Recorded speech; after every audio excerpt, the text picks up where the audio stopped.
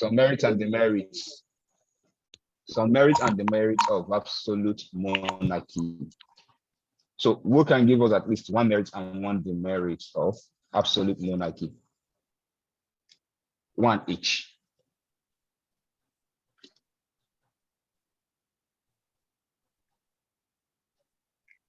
Can I say I need something? one merit. Yeah, please go ahead. The one that the merit is that the power is being bestowed on one family, and the power does not move around. It's being stagnant on one family. So can we consider that as a merit? Okay, let me try. Okay, Victor. I think it brings stability to the society.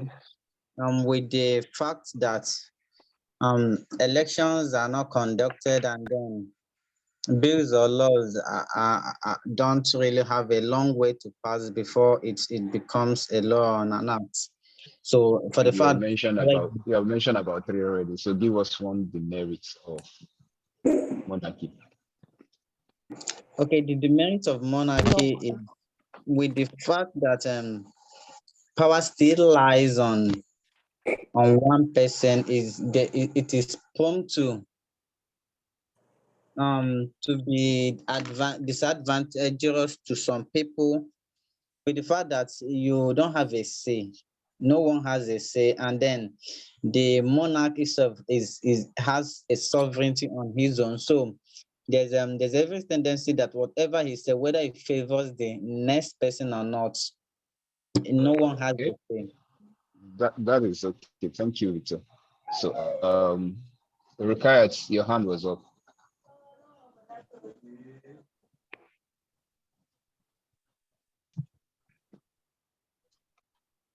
Okay, so let me just go straight to the point. So the first thing is decision making when you're in monarchical system is straightforward and immediate. It doesn't take long for decisions to be taken. And one of the demerits is the process of democratic is not practiced. So whatsoever they say, they end up to be final. So the absolute power rests on them.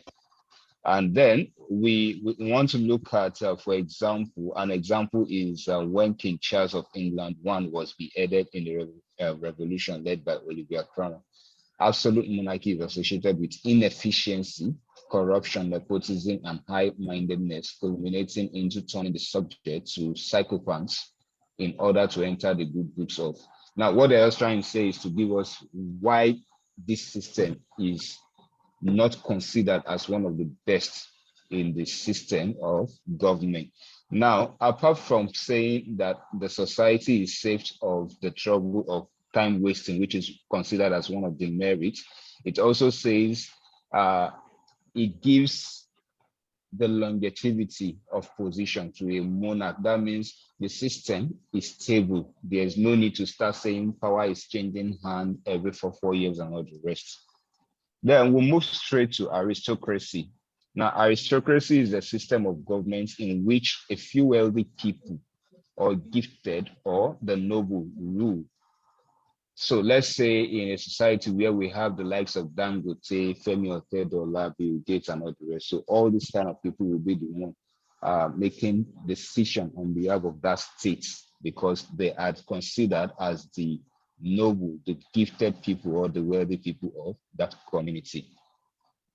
And then we have their own merit and demerit. Of course, one of the advantages of aristocracy as a form of government is that it is conservative, which is an element necessary for political stability and good health of the economy in the body of politics. So you don't change power every now and then.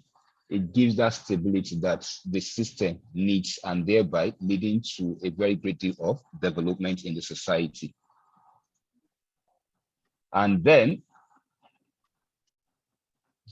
Pastor Solomon said it it has been seen as the most stable system of government since the succession is hereby hereditary. I'm sure you're talking about monarchy, sir, Monarchy, right? yes. Yeah. So another merit of aristocracy is that aristocracy does not believe in sudden change, and it is averse to irrational political experimentation, but rather advance slowly and steadily. So they don't do anything in a rush. These are people with money. They just believe that with our money, we can take our time to do what we want and get it done the way we want it. Moderation is one of their watchwords. And then another of their advantage is that it creates inequality and uneven distribution of resources among people and nation. Stands in favor of aristocracy. Then we'll move straight into the merits of aristocracy. The greatest drawback of aristocracy is that it tends to degenerate quickly into oligarchy and dictatorship. And I'll use an example of North Korea right now. North Korea started with aristocracy, and what we have right now is not considered to be aristocracy in North Korea. It is now more of a dictatorship where one person leads the entire country and dictates what and how it should be done in that country. I don't know if we've seen some documentary where they are saying the leader or the supreme leader, that's what they call him, determine the kind of phone that you are using, determines the kind of house you must build. So you cannot build any house, you cannot do anything except the supreme leader gives you the authority to go ahead and do that. So that is a disadvantage of aristocracy. It can immediately change into dictatorship. It is also seen as anti-democracy. That is another disadvantage of aristocracy, where the ruling class, they treat the lower class in the society with disdain. You cannot pass some certain place because you're not in the class of the wealthy. You cannot do some certain things in the society because you're not in the class of the wealthy. So that is also another disadvantage that we have seen with aristocracy. Then we jump straight into theocracy. And theocracy, we say, is a system of government in which the leader is spiritual, or they are considered as the spiritual leader or head of the state or head of government, or both combined. So it could be the two or separate depending on the community that's practicing it. According to Merriam-Webster Online Dictionary, it says it is a system in which a state is understood and governed by immediate divine guidance, especially a state ruled by clergy or by officials who are regarded as divinely guided from the perspective of theocratic government. So I don't know, can we think of any country currently practicing this form of government in It's our Rome. current system? Rome. Vatican. Are you sure? Vatican City. It's Rome now. Vatican City. Vatican City, Rome. Okay, so For Catholic Rome Church. is one of it. Okay, so one of the advantage, they didn't even mention any advantage or the other advantage, but the advantages can also be likened to what we have under the monarchical system, where decisions are given quickly. The system is also somehow stable because they don't just change leaders every now and then. So it's also a form of stability for them. And then we have oligarchy.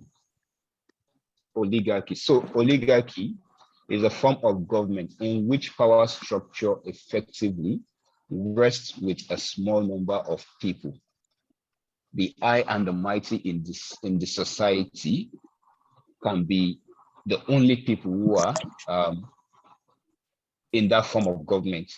These people will be distinguished by royalty, wealth, family ties, corporate or military control. Now, let me use one of us, or let's say, I'll use a couple of us now as an example. Let's say Madam Victoria is from a royal family, right? And every of our family member are all wealthy. Now, this particular family will be the only set of people who have the power to control everything about the system of government in that community or in the country. And that is why they are called oligarchy. The word oligarchy is from Greek, which means a few. So it is a system of government where a few set of people rule or govern or give command in a particular society. I hope that is clear.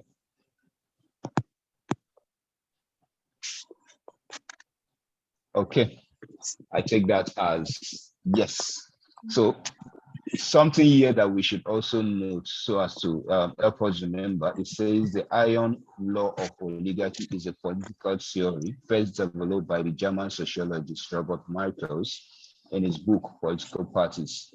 It states that all forms of organization, regardless of how democratic or autocratic they may be at the start, will eventually develop into oligarchy for the following reason. The indispensability of leadership, that's one.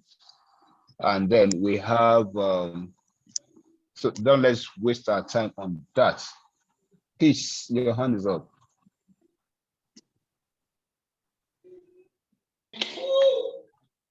Yes, Hi, good Peace. evening. Good evening. Sorry, quick one. Aristocracy and oligarchy. Is there a difference? Yes, there is. Oh, okay. Would you want to tell me what the difference is? Okay. Now, if you go back to Thank you. aristocracy, we mentioned that aristocracy is, look at the word here, wealthy, right? We didn't mention anything about royalty. Now, the only difference is that when we want to place them, there could be a large number of people who are wealthy. But in the case of the other one, which is oligarchy, we're talking about a particular royal family.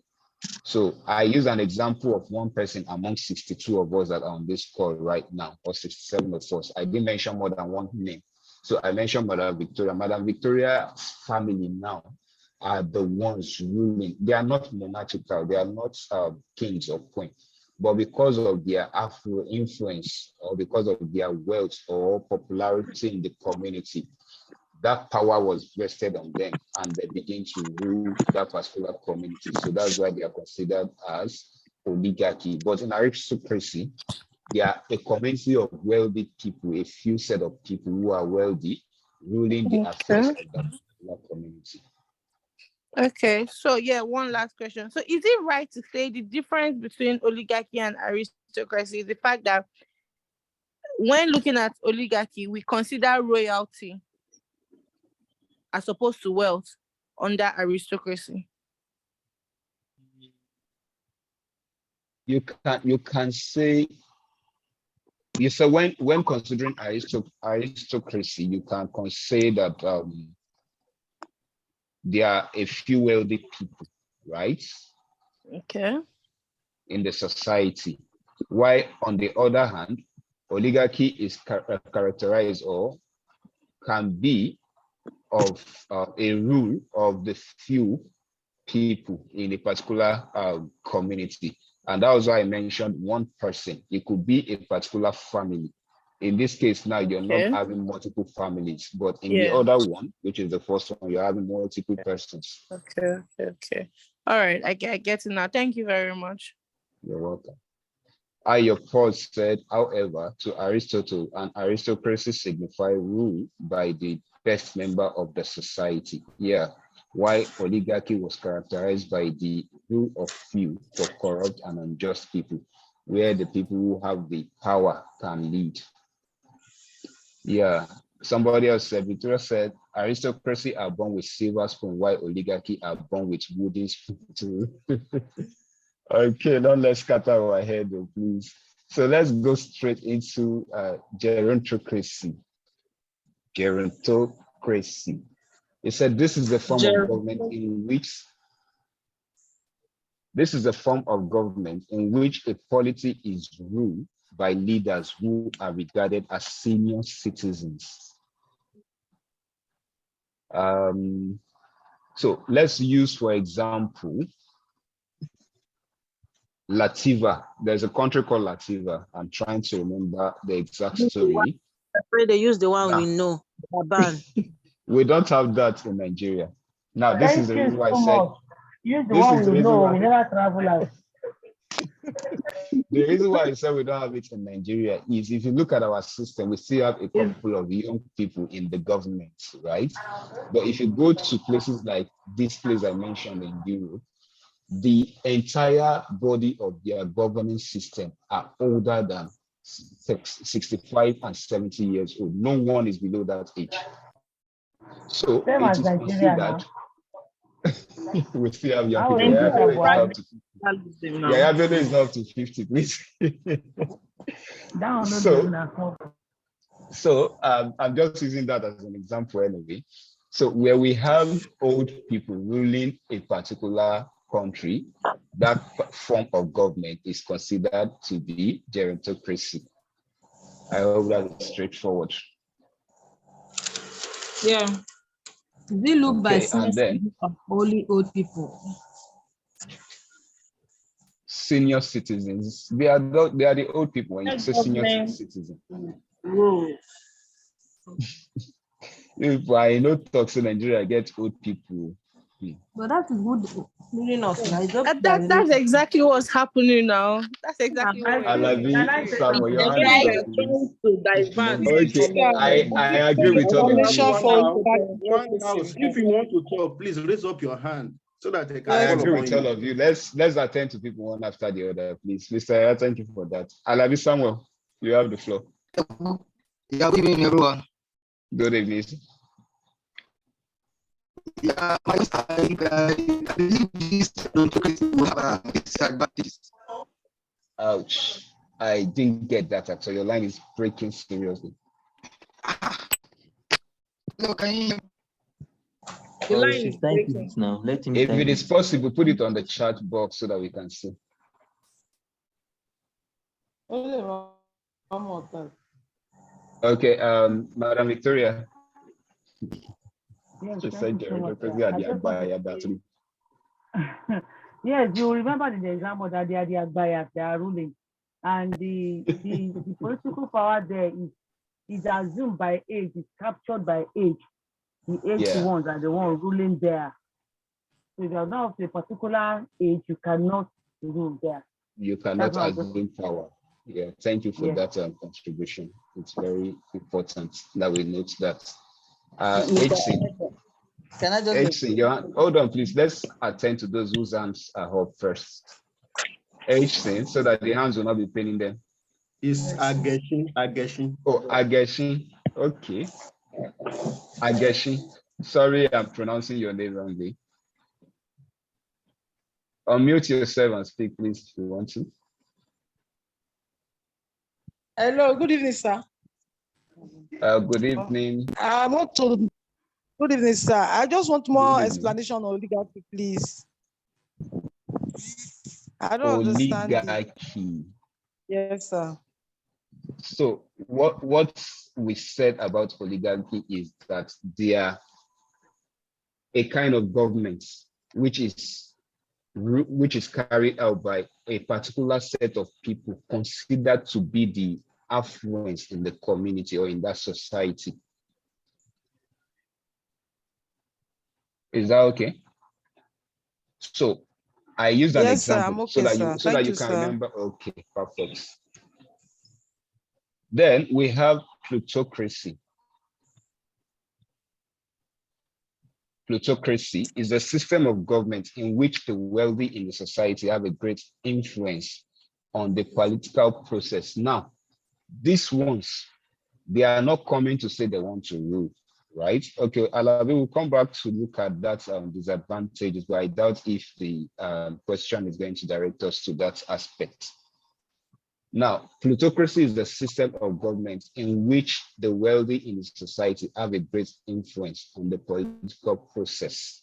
Now, they are not concerned about coming to be the president. They are not coming to look at themselves to be the House of Rep members or the Senate House. No, no, no. Their own is they have the money, they have the power, and whatsoever they say will be considered in that community. So they might not be the one sitting on that seat, but the decision they make is what whosoever is sitting on the seat of power may do with.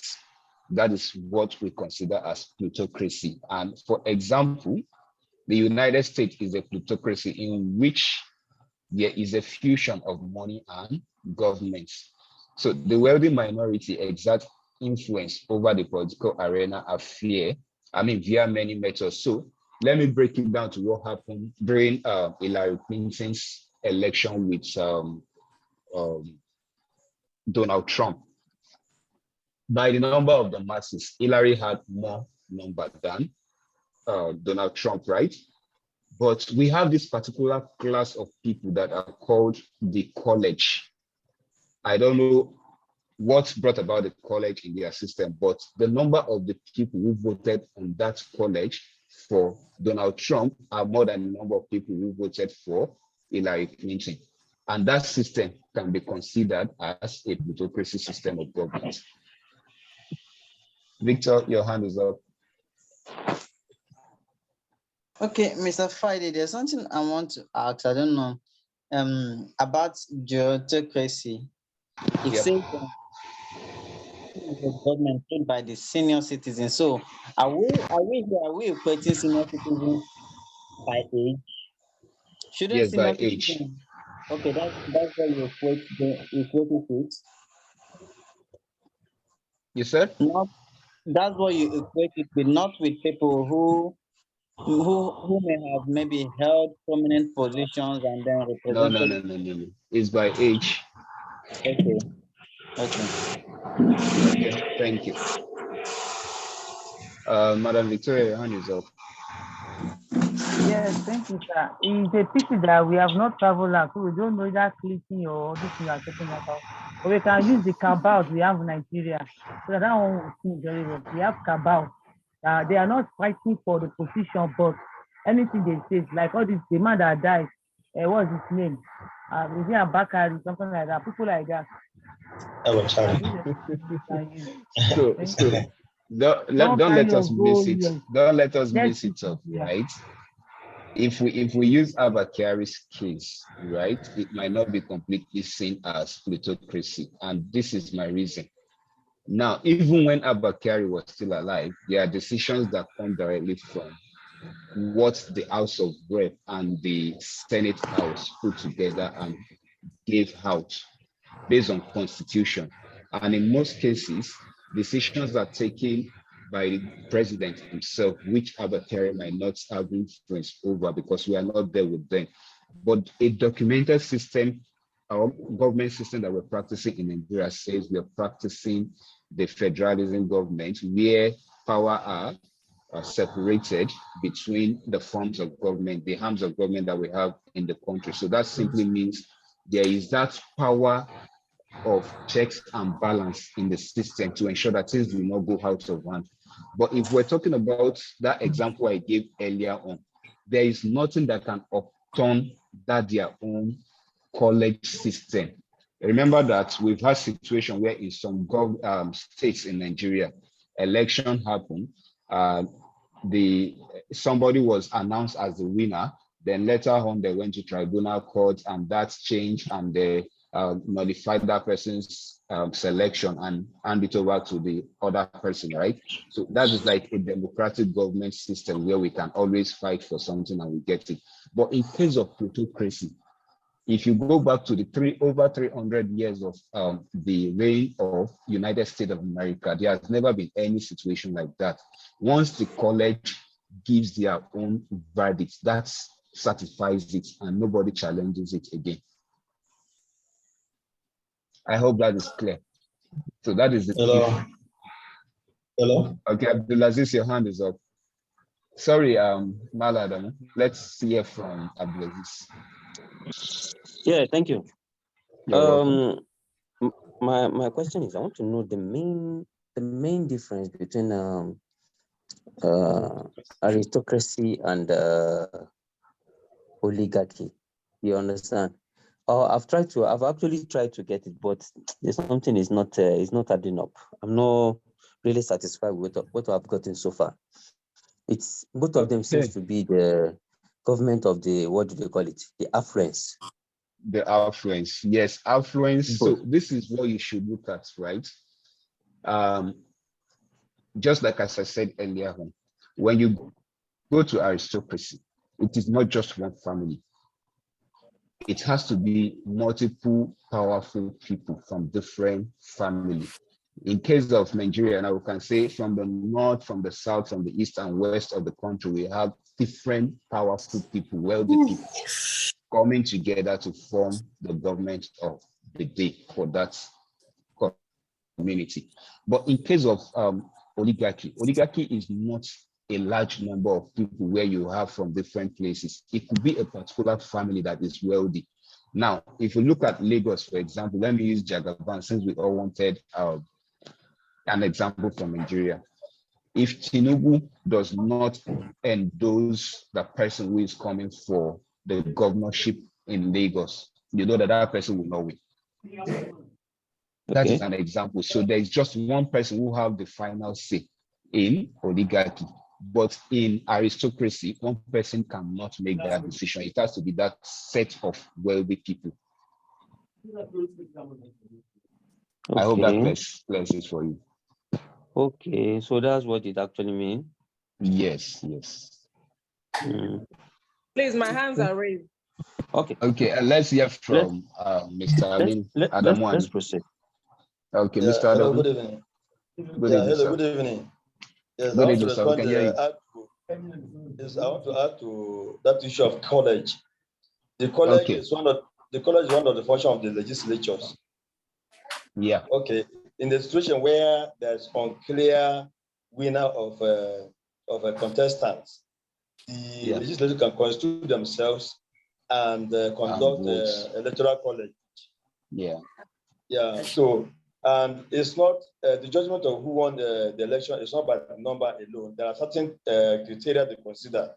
So by the time that they cannot come to the completion of who won the election, then the legislature will constitute themselves and conduct electoral college. As we move forward with this, revision, you will and we'll get to the functions of the legislature. You will get it better.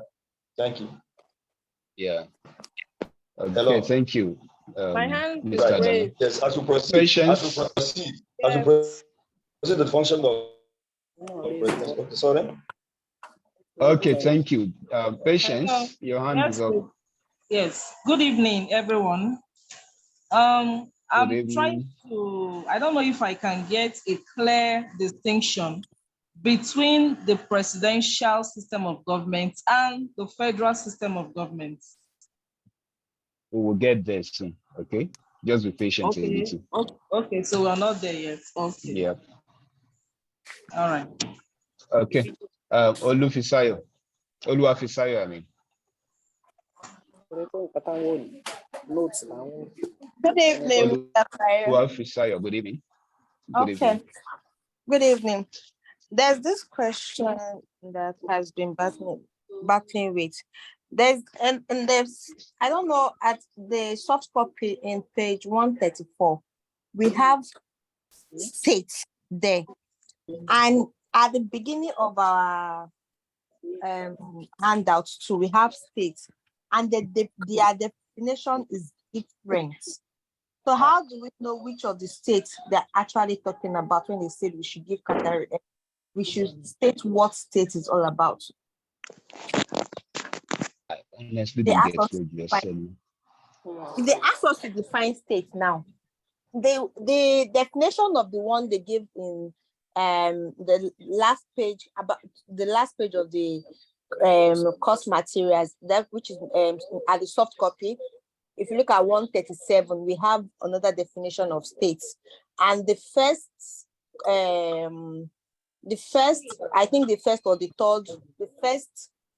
page of the course materials, we have another state. So when they ask us to state, which one are we to state among these two states? definition. That's aside.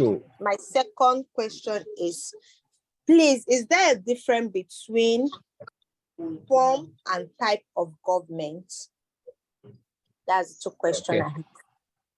So for the first one, I would say make do with the first one, which mentioned the state. Don't bother yourself with the last one.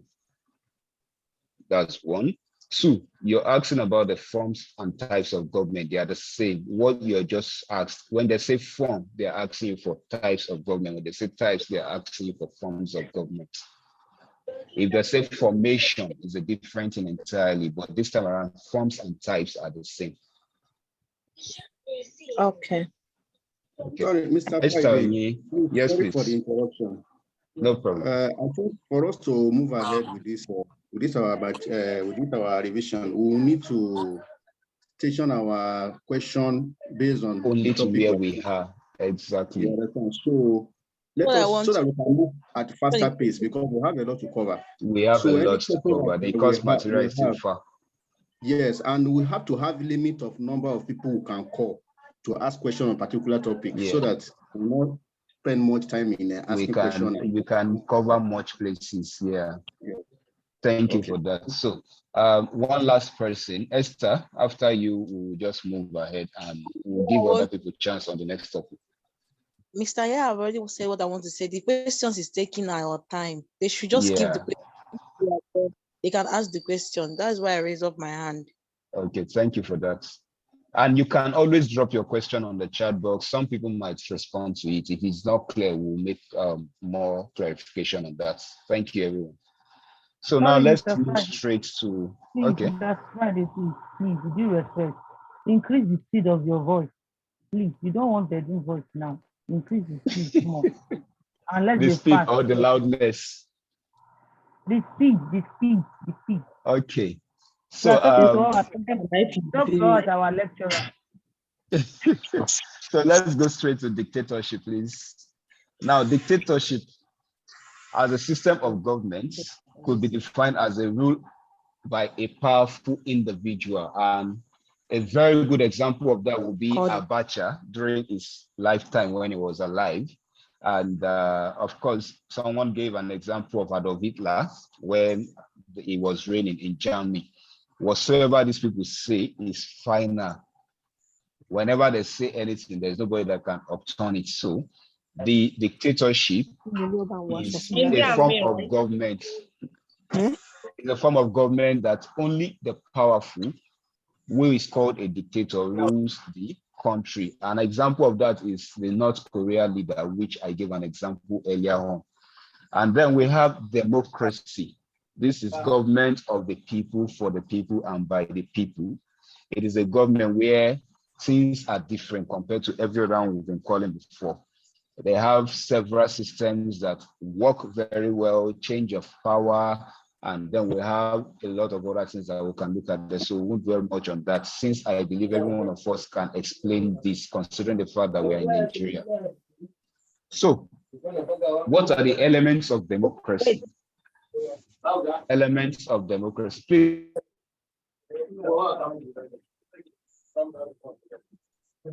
So someone's mic is still on. Are we to answer that, or you're telling us? No, just a minute. I'm trying to look at those who are disturbing us. Okay. Please mute your mic so that we can have a more mature class. Thank you. Okay, elements of democracy. We want to do quick about that. Number one, we have periodic elections. We have independent judiciary. We have free press. We have open competition. And this four makes it democracy. Now, you know that every 4 years, or as the case may be, we have what we call elections in Nigeria, right? And that means it is considered to be democracy. Now, we have a situation where our law houses, the courts, the judicial system are free of every activity they are doing. They are not being controlled by any arm of the government, whether the executive or the legislative arm of government. They are not being controlled by these people. So that makes it a democratic government. And then we have free press. where everybody can come out and say what they want to say without being arrested. We consider that situation a democratic location or condition of government. And we have open competition. Now, open competition is a situation where we have different political parties coming up with their own ideas, coming up with their own system to say, no, if we do it this way, our country can be better than that. So that gives it a more better way to thrive when it comes to a democracy system. Now, what are the advantages of democracy? Can anyone list just two? I want someone to list two advantages of democracy.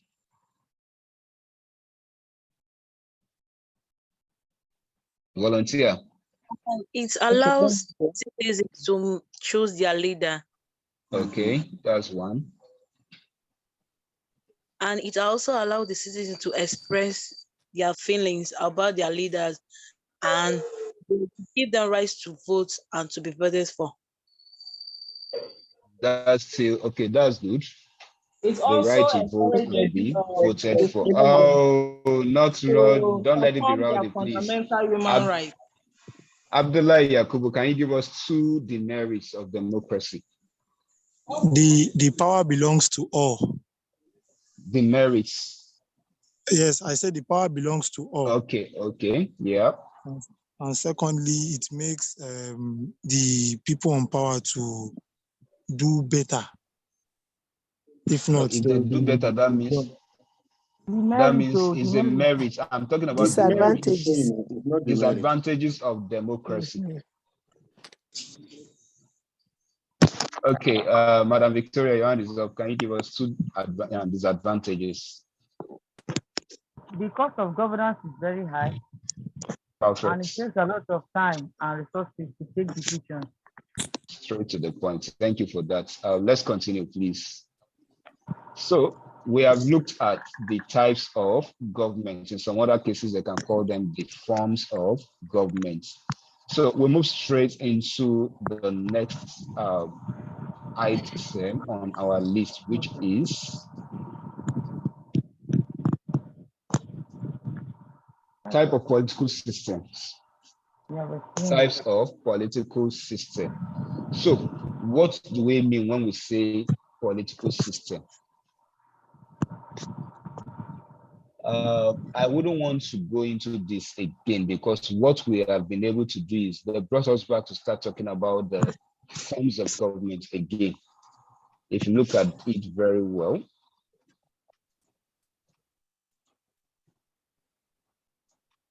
so we'll move from there because it's more like repetition. Let's look at presidential system of government. Now, when we say presidential system of government, what are we talking about? Let's look at the meaning.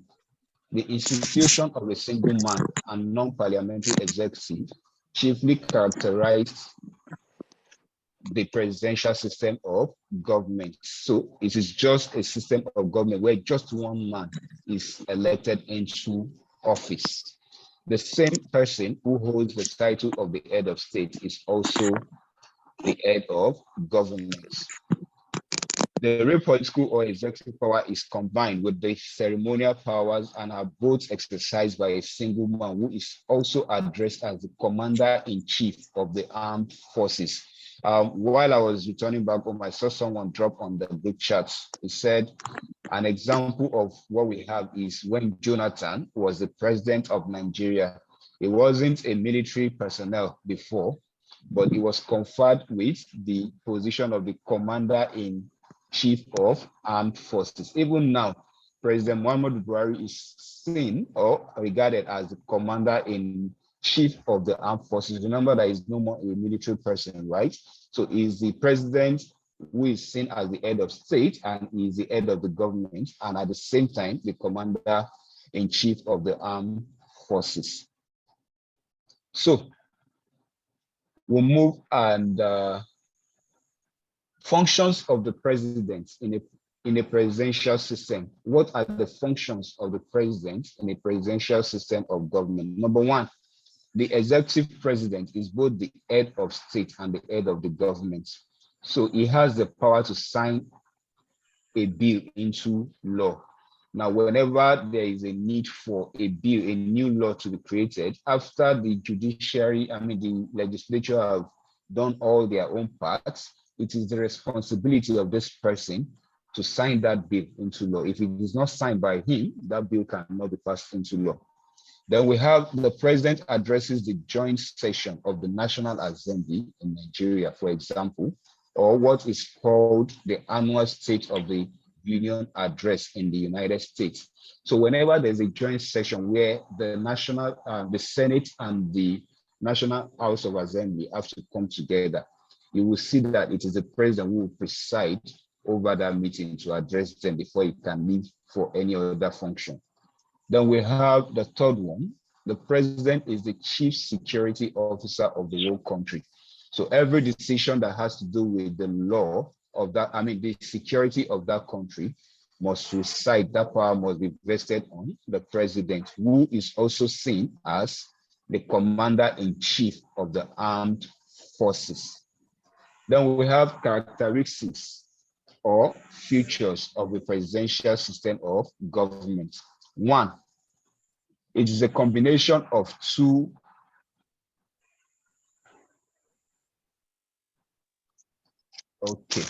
Now, it is a combination of two offices in one. That is one of the characteristics, where you have the head of the state and the head of the government being managed by just one person.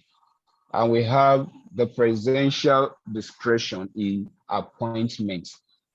As soon as the president-elect is sworn in and he takes over the office from the current president, what he does is to get a list of people he is going to nominate to become the ministers of the Federal Republic of Nigeria.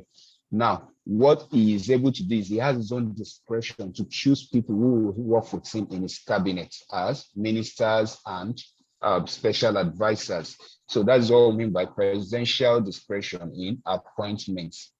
Then we have a single countrywide constituency, like the case of Nigeria. They only the whole country is constituted on a single constituency for a president in a presidential system of government. What this simply means is there is one particular law that is guiding every system we are working on in this country. That is our Nigerian 1999 constitution as amended. Then we have 4 separations of power and checks and balances. Now, so that this person will not become a dictator, so that this person will not abuse power, we have put in place systems that will checkmate his activities every now and then.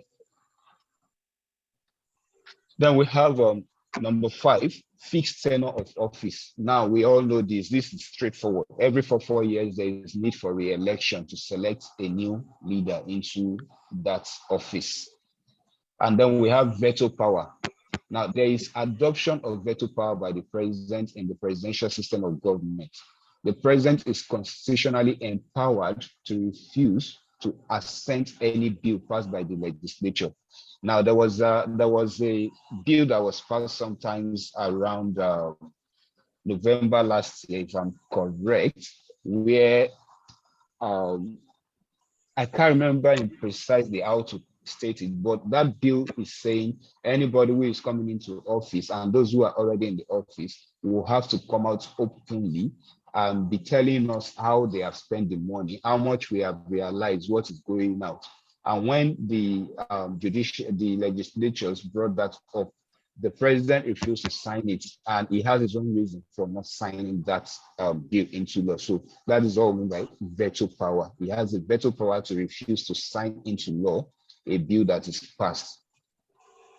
And lastly, primacy is accorded to the Constitution. Now, whether the president has that veto power still does not change the fact that he would act out of our Constitution.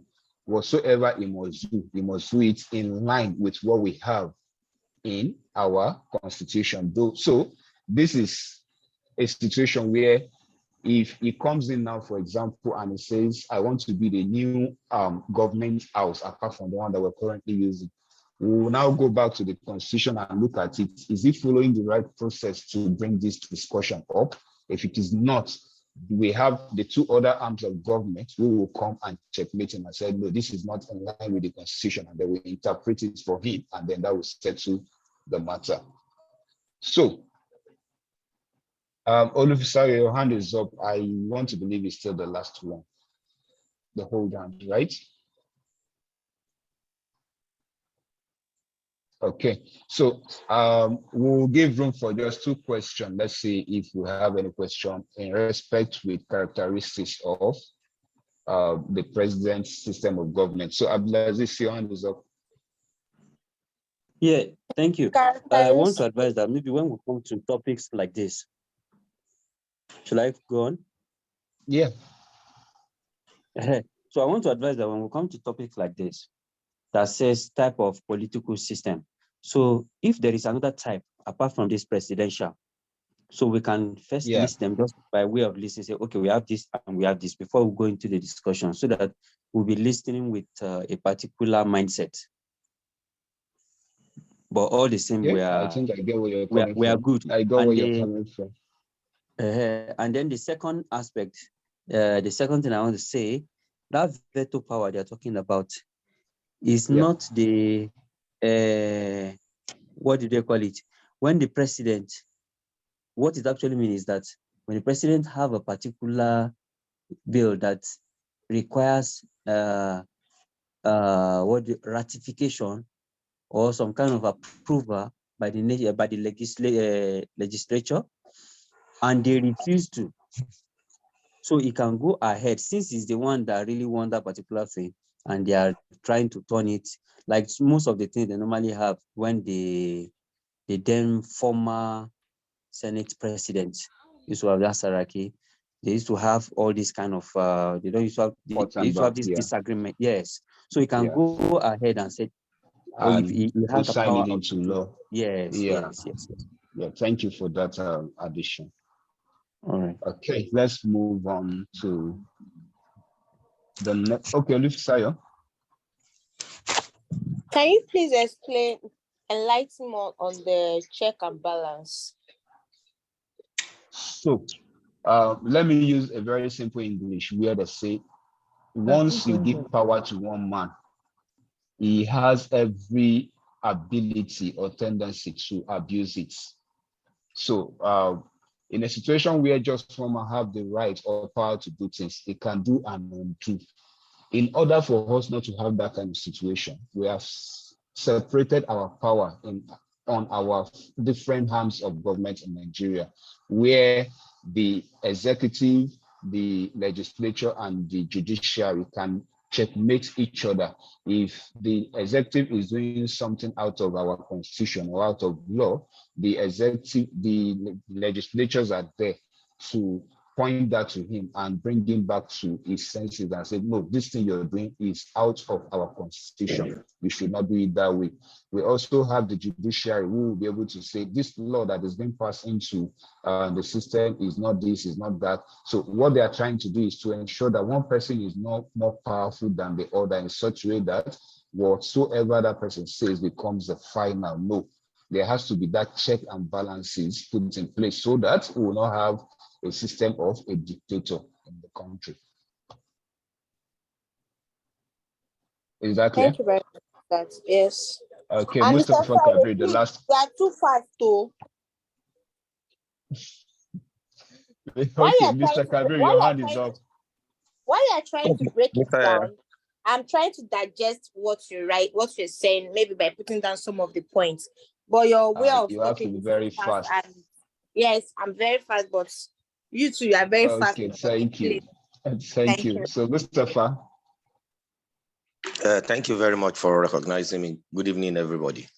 The issues I want to ask under the checks and balance, which you have quite give a good explanation, as in regard that there should be checks and balances, just an avenue whereby the legislative and the executives we are putting themselves on toes, where there won't be any issues whereby the president will have overall says.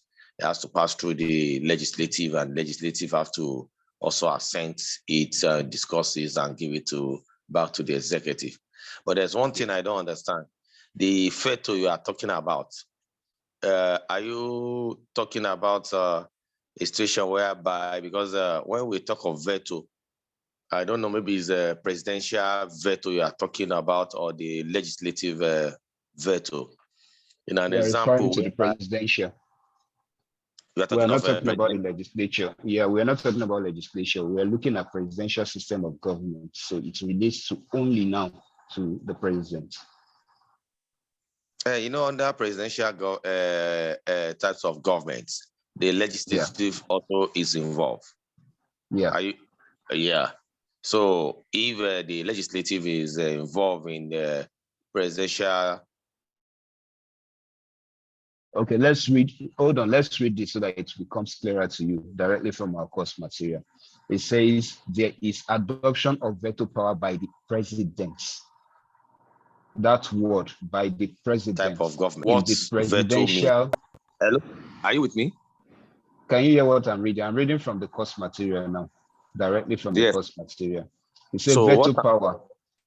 Okay. Just a second. Let me read that statement so that you can hear. There is adoption of veto power by the president in the presidential system of government.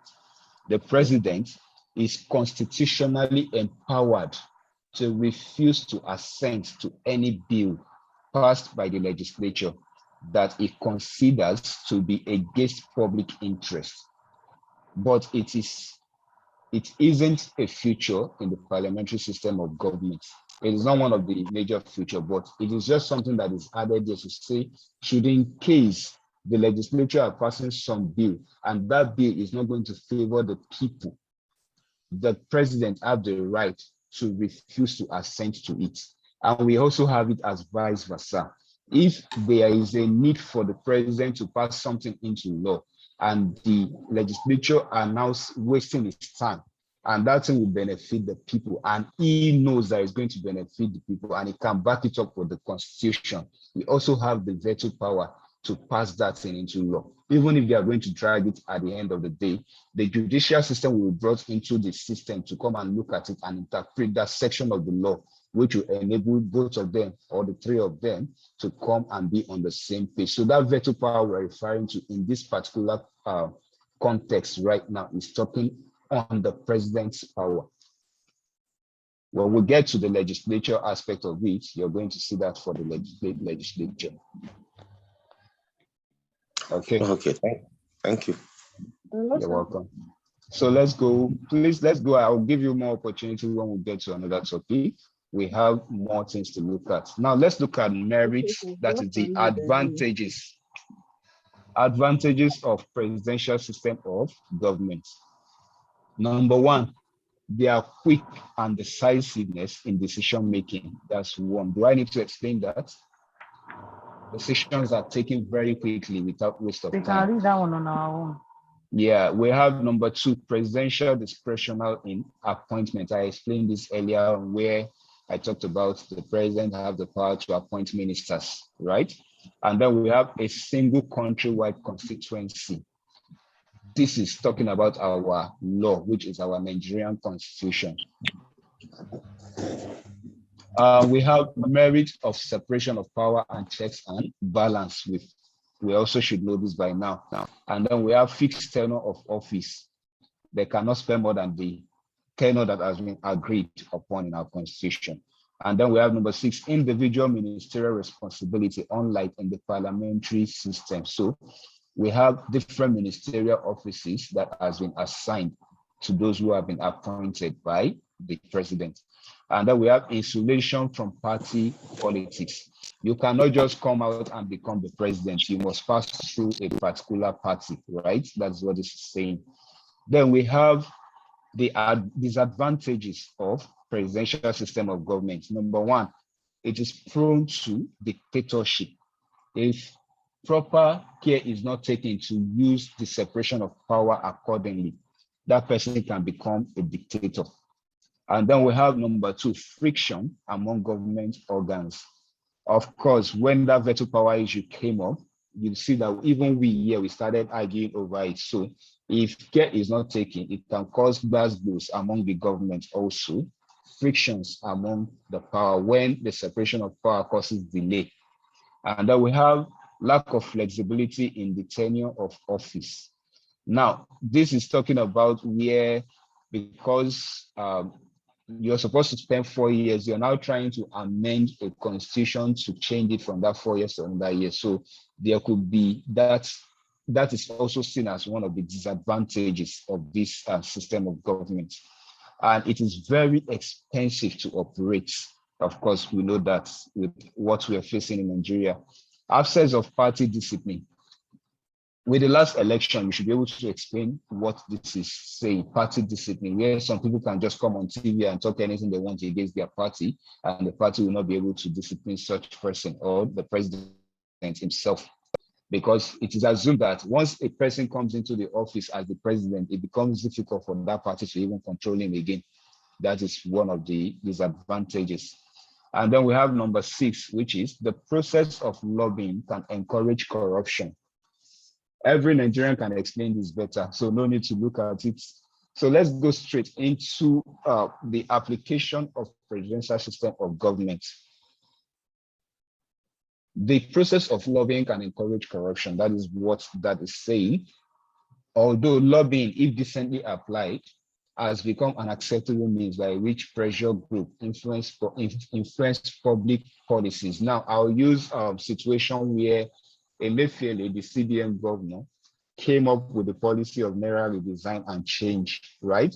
And then where the delay comes up, the Nigerian Labour Congress, the other bodies gather themselves in Nigeria and come up and say, no, this thing is not favoring the masses. So they lobby their way into the government and they make sure that that changes. Where the policy that was given before and say, so date, if you will not give or submit that your old Naira note, it ceased to become a legal tender. Remember that there was different body who came out and that was changed, and now we still have our old currency in circulation. So that is what this particular part of presidential lobbying is talking about. I mean, lobbying as a way is talking about. So any questions so far before we go straight into the next? So no question. Now let's look at the parliamentary. Now someone was talking about what are the types of this system of government that we're talking about. So we've looked at the presidential, now we want to look at the parliamentary. Now, what is this parliamentary system of government? A parliamentary system of government is a system of government in which the office of the head of state is different from the head of government. So it is the opposite of the presidential system of government. It is the office where we have the office of the head of state being separated from the office of the head of government. Is that clear? So the parliamentary system of government is a responsible government. Okay. It's a parliamentary system of government. Yes, please. They say the head of government. They say the head of government is different from the head of government. That was what is stated. It's a mistake. Okay. It's a mistake. Okay. So you can't be head of government different from head of government. It is the head of government different from the office of the head of state. It's a slip of tongue. Mr. Friday, continue. God bless you. So a parliamentary system of government, otherwise referred to as a responsible government. If you hear somebody saying a responsible government, what they are saying is a parliamentary system of government. And this can be applied to the British system in 3 ways.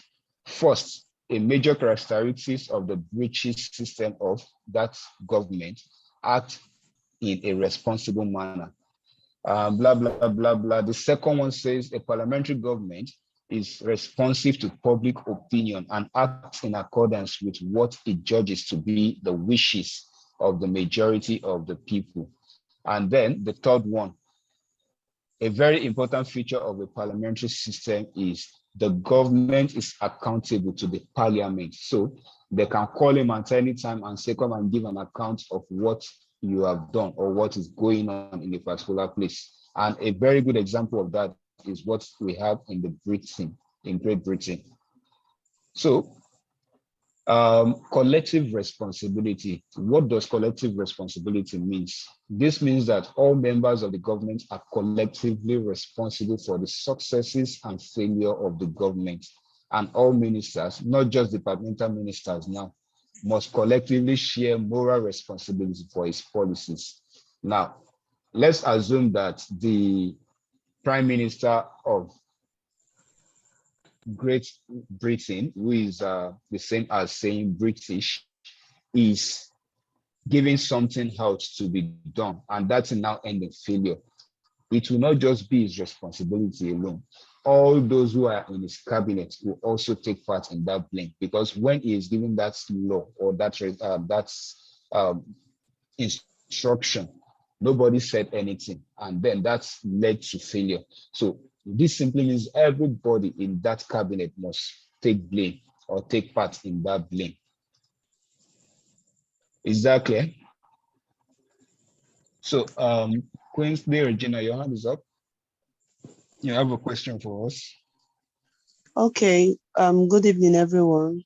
Good evening, Good Mr. evening. Friday. Thank you so much. Good evening. Please, just You're welcome. a quick one. I want to ask, is it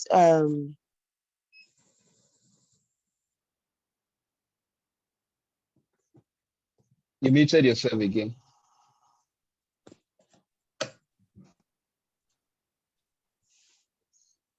Madam Regina, you're muted if you're talking. Repeat parliamentary.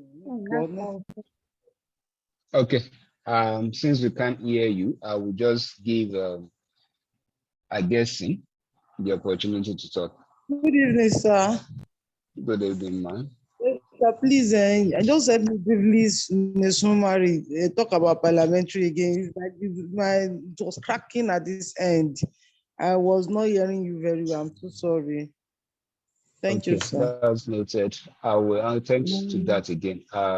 Regina, you're back up. Okay, sorry, I think I mistakenly touched unmute myself. Please, Mr. Friday, I just want to ask a question.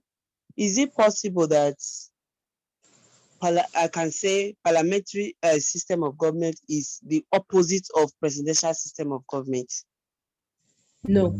If you do that alone and stop, you will be marked wrongly. Okay. Somebody also asked that. So if you do that alone and stop, it's wrong. So you are expected to define it, and this is why it is wrong.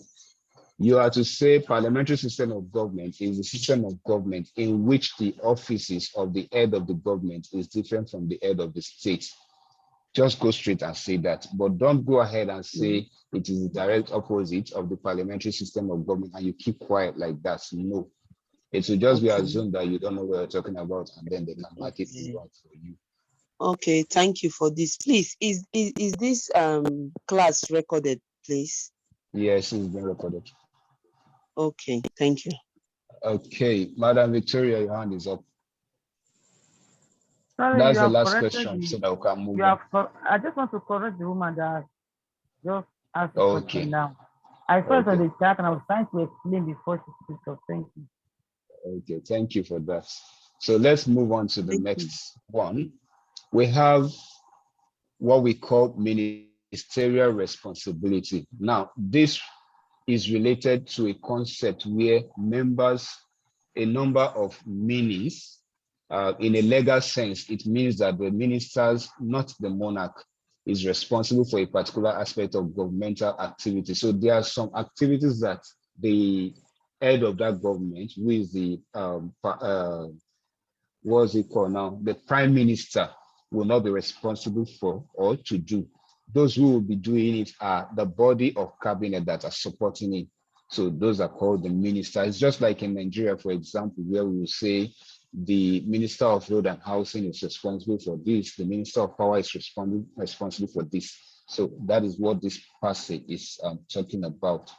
Then we have the characteristics of parliamentary system of government. Number one, dual executive. So they have two heads of the government, which is dual executive. So let's look at it. Who can name this government for us? The two leaders in this system of government. It's head of the state and head of the government. So an example of that can be seen in Great Britain, where we have the Queen, now the King, who performs as the ceremonial head, and then we have the Prime Minister who performs the executive function of the government. Thank you for that. And then we have fusion of power. Now, through the theory of separation of power, it is not strictly observing the cabinet system of this government. So unlike in the presidential, where we say the check and balances is something that they don't joke with, in this situation, it is not always the case. It is a bit different from what we have in the presidential. And then we have tenure not guaranteed. So unlike in our own case where you have to follow every for 4 years, in the parliamentary system of government, it is not so. For example, the ceremonial head, who is the king or the queen, can be there for as long as he lives, except he dies. Just like in Great Britain, where the queen rules for how many years before she died? I can't remember precisely, but I know she stayed over 40 years, if I'm not mistaken. And then that is their own way of ruling. The tenure is not guaranteed, provided that person still lives. Now, power of attainment. Another difference between these two systems of government is the power of attainment, which can throw up an elected member of the legislature into the position of a prime minister.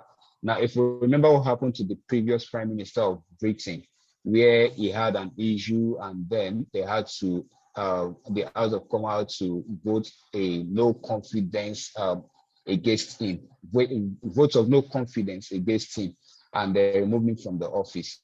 So that brought about the current prime minister they are having right now. So there is power of attainment. They can just decide to remove someone who they don't want because he's doing what is wrong, and they will just select one out of the members of the House of Commons to become the prime minister after their scrutinies and all the rest. Then we have official position. Now, in parliamentary system of government, the opposition party is officially recognized, unlike in some places where they are not recognized. That is, the party that is strongly recognized with the majority seat in the legislature forms the government, while the other party constitutes the opposition. So if we look at our current House of the House of Representatives now, we have one political party having more of our members in that chamber than the other political party. So the party that is having more members will be seen as the main or officially recognized party, while the other ones will be seen as the opposition party. Excuse me, the minority party and majority party, I don't know. Is something like that? They can be considered as minority party and majority party, of course, yes. Can you say maybe one or two sentences again on this power of attainment? Power of attainment is when, for example, the prime minister is doing things that are not okay with the system. The House of Commons and the House of Lords can hold a vote of no confidence against him. And once this is done, instead of going outside the system to start looking for someone else to come and become the prime minister, they'll look at among the members of the House of Commons, and they will select him. An election will be conducted within the House of Commons and the House of Lords, and they will pick two people who will be voted for. So whosoever comes up first among these two people will be given that opportunity to become the prime minister of Britain. So that's what power of attainment means. Unlike in our own situation in democratic government where you have to go, they'll do their campaign and all the rest. No, they don't have that time to waste. I hope that clears. Yes, does it mean in sorry if I presidential? may come in. Sorry if I may Okay. come in. So does it mean that as you are saying that the opposition is recognized, officially recognized in that system? Does it mean that if upon that the vote of no confidence is passed on to the majority leader, which is prime minister, so the opposition can be elected as the leader of the parliament? In most cases, in Britain, I don't think that is the case. And this is the reason why it says so. If you look at a situation where when David Cameron had issue, and then he was voted out of the office, and the current one, no, is it David Cameron that left the last prime minister before this current one? He was Cameron. voted out of office. No, it's not Cameron. It's Boris Simon. Cameron is sorry, my guy that Boris. used to, yeah, Boris exactly. Boris Boris Simon. Yeah. Boris was the one that was Boris Johnson. Can you please stop writing on the screen? Thank you. So Boris Johnson was voted out of that office just because they don't like his way of leading. And then we have where these people now come up and say, we have people who are already members of the House of Commons. Of course, these people must have held an important position in that House of Commons. And then they will pick 2 out of these people to come and represent. And the House of Commons and the House of Lords will both vote to pick one person who will become the prime minister. So out of whosoever comes out top out of this selection or election that they did becomes the prime minister of the country. So that is their own. So it doesn't necessarily mean that they are selecting from the opposition party or from the majority of the party, but there are times where there is a need for them to vote for something. That is when that power of opposition party can come into play. Okay, thank you. I hope that is correct. Okay, thank you. Okay, so we'll move straight into official position. I think I've talked about official position, right? Yes, we can move ahead. We have already said it. Okay, so we have parliamentary supremacy. Now, in the parliamentary system of government, the constitution is not supreme. Unlike in the presidential, where the constitution is supreme. Rather, the primacy lies with the legislature or the parliament, as it is called in Britain. Remember, I was talking about where Boris Johnson misbehaved. He did something that is not proper, and they just feel like, no, we don't like this thing that this guy did, and they voted against him. They didn't bother to look at what they have in their constitution. They don't even have that kind of constitution that we have over here. So what they did is they have to vote against him, and they voted him out of office. So in their own case, their parliamentary is the supremacy, not the constitution. The House of Commons, the House of Lords, they are considered supreme over their constitution. And then we have party discipline. Unlike in the presidential system where party cannot discipline the president. In the case of the parliamentary system, the parties still have the power to decide and say, this person, you're not doing what we have rolled out as our party agenda, so we don't want you to be there again. They can decide to mete out punishment to him at any time they want. And how do we now apply this parliamentary system of government in a system? Britain is one country in the world that is foremost in its adoption and practice of the parliamentary system of government. And they are saying it is a system of dual executive in which there is separation between the head of state, the Queen, and the head of the government, the Prime Minister. Under this system, which is also referred to as cabinet government, the parliamentary is the supreme legislative body in Britain. So once you just say this, you have finished giving us how it is applied in the system of government, that is the parliamentary. Thank you. Then we have the advantages of parliamentary system of government. Number one, the parliamentary system of form of government curbs autocracy and dictatorship in government. So it doesn't allow for dictatorship. Number two, the parliamentary system promotes dedication and efficiency in government. So you know that if you did not perform, they are going to vote you out of office. So the person will want to do everything within his power to do, to give a fit, effective leadership system. And we have number three, there is a lot of merit in the concept of collective responsibility and ministerial responsibility. Remember what we're talking about, if the head does something in Nigeria and that thing is not wrong, everybody will start shouting, it is Buhari, he's not leading us, he's not doing this. But in their own case, in the parliamentary system, it is not the case. If anything goes wrong, they will give all the blame to all of those who are in the cabinet at that time when that thing goes wrong. And that is why it is easier for them when anything goes wrong. The head immediately will step down and resign to face whatsoever charges it is. And then we have the presence of an officially recognized opposition party in parliamentary system, which we have spoken about. In the House of Commons or the House of Lords, they have officially recognized opposition party, and they are given special treatment also. It's more like when you say a compensation for not winning. Then number five, the fusion of power, which ensures that cabinet members are also parliamentarians.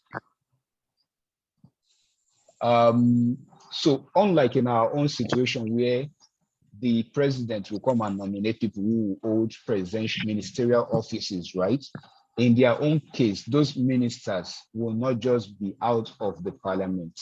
They are also part of the bodies who will be coming into the parliamentary house, that is the House of Lords and the House of Commons, where they will all, sit down together, discuss and make decisions that will affect the entire country. And we have the parliamentary system is less expensive to run compared to the presidential system. Now, in spite of the changes of government at regular interval, no partisan but largely ceremonial and symbolic role of the monarch or head of state in a parliamentary system contributes to continuity. What they are saying is, unlike in our own situation where we have to do every 4 years and then new person comes up, even in their home when they have a change of the prime minister, remember that they still have one person who is permanent in that seat, which is the head of state, the queen or the king, as the case may be right now. So remember I was talking about the reign of Queen Elizabeth. She has been in the office since 1953 until she died last year, right? So that is one of their advantage. Then we have the disadvantages of parliamentary system of government. Number one, the best people may not be in government since the prime minister is restricted to appoint ministers into his cabinet from members of his party. Wow. So he cannot go and pick. In our own case, we have, if you go to the cabinet right now, I beg to differ that that is not the case, but I think that is not the case with Nigeria because you can pick from different parties to become part of the ministerial position in Nigeria, but the reverse is the case, we all know that. Then we have number two, parliamentary system violates the principles of separation of power. Of course, since we have it as an advantage, it will come out as disadvantage. It doesn't support the principles of separation of power. Number three, there is also the danger of personality clash or conflict of interest between the head of state and the head of government. That one is straightforward. Then we have number four. Another disadvantage of parliamentary system of government is that it can also throw up a person who is not countrywide popularly known as a prime minister. If that person is not popularly known in the country, they might not even support him or like him. And that is the case of this current guy that is there right now. He is not popularly known like Boris Johnson. If Johnson is walking in the streets, everybody knows Boris Johnson. But the current prime minister If he's going around in the street, I don't think everyone knows him as the Prime Minister of Britain right now. So we have looked at the parliamentary. Now let's move to the next topic before we attend room for questions.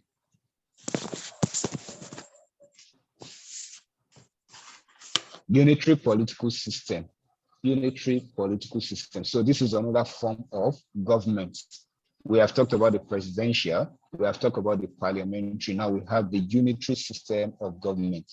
Now this is a system of government when the national or central government is supreme over other levels of government that might exist in a given state.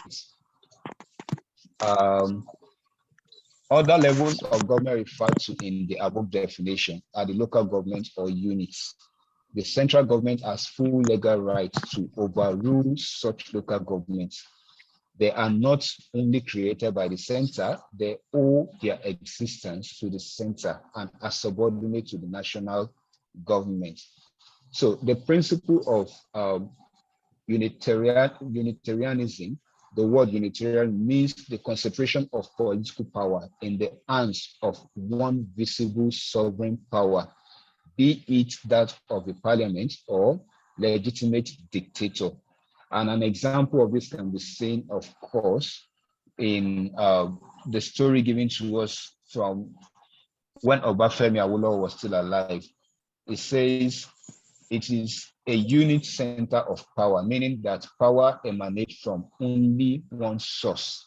According to Chief Obafemi Awolowo, 1966, the only thing which distinguishes a unitary form from a federal constitutional government is where the supreme legislative authority in the state resides. So what he is just saying here is that in our own case here, why we are not considered as a unitary system of government is because the power to do things or to rule the nation is not solely resting on the central, which is the executive arm of the government. In our own situation, we allow that free form of government where the states have its own power to make decisions about things relating to the state. The local government also have power to do things relating to the local government. But of course, the reverse, the third part of it is not really true for Nigeria. But that is what the case is supposed to be, where the central government, which is the federal government, have their own power, and they allow the state government to also have our own power and the local government to have our own power. That is what we mean by the unitary form of government.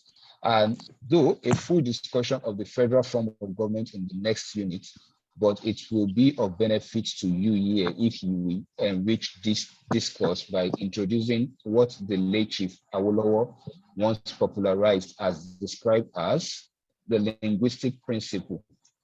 Although the first and fourth of these principles are particularly relevant to our discussion on the unitary form of government, it will be more illuminating if we mention the other two as follows. So these are the principles he's talking about. Number one, if a country is unilingual and uninational, the constitution must be unitary.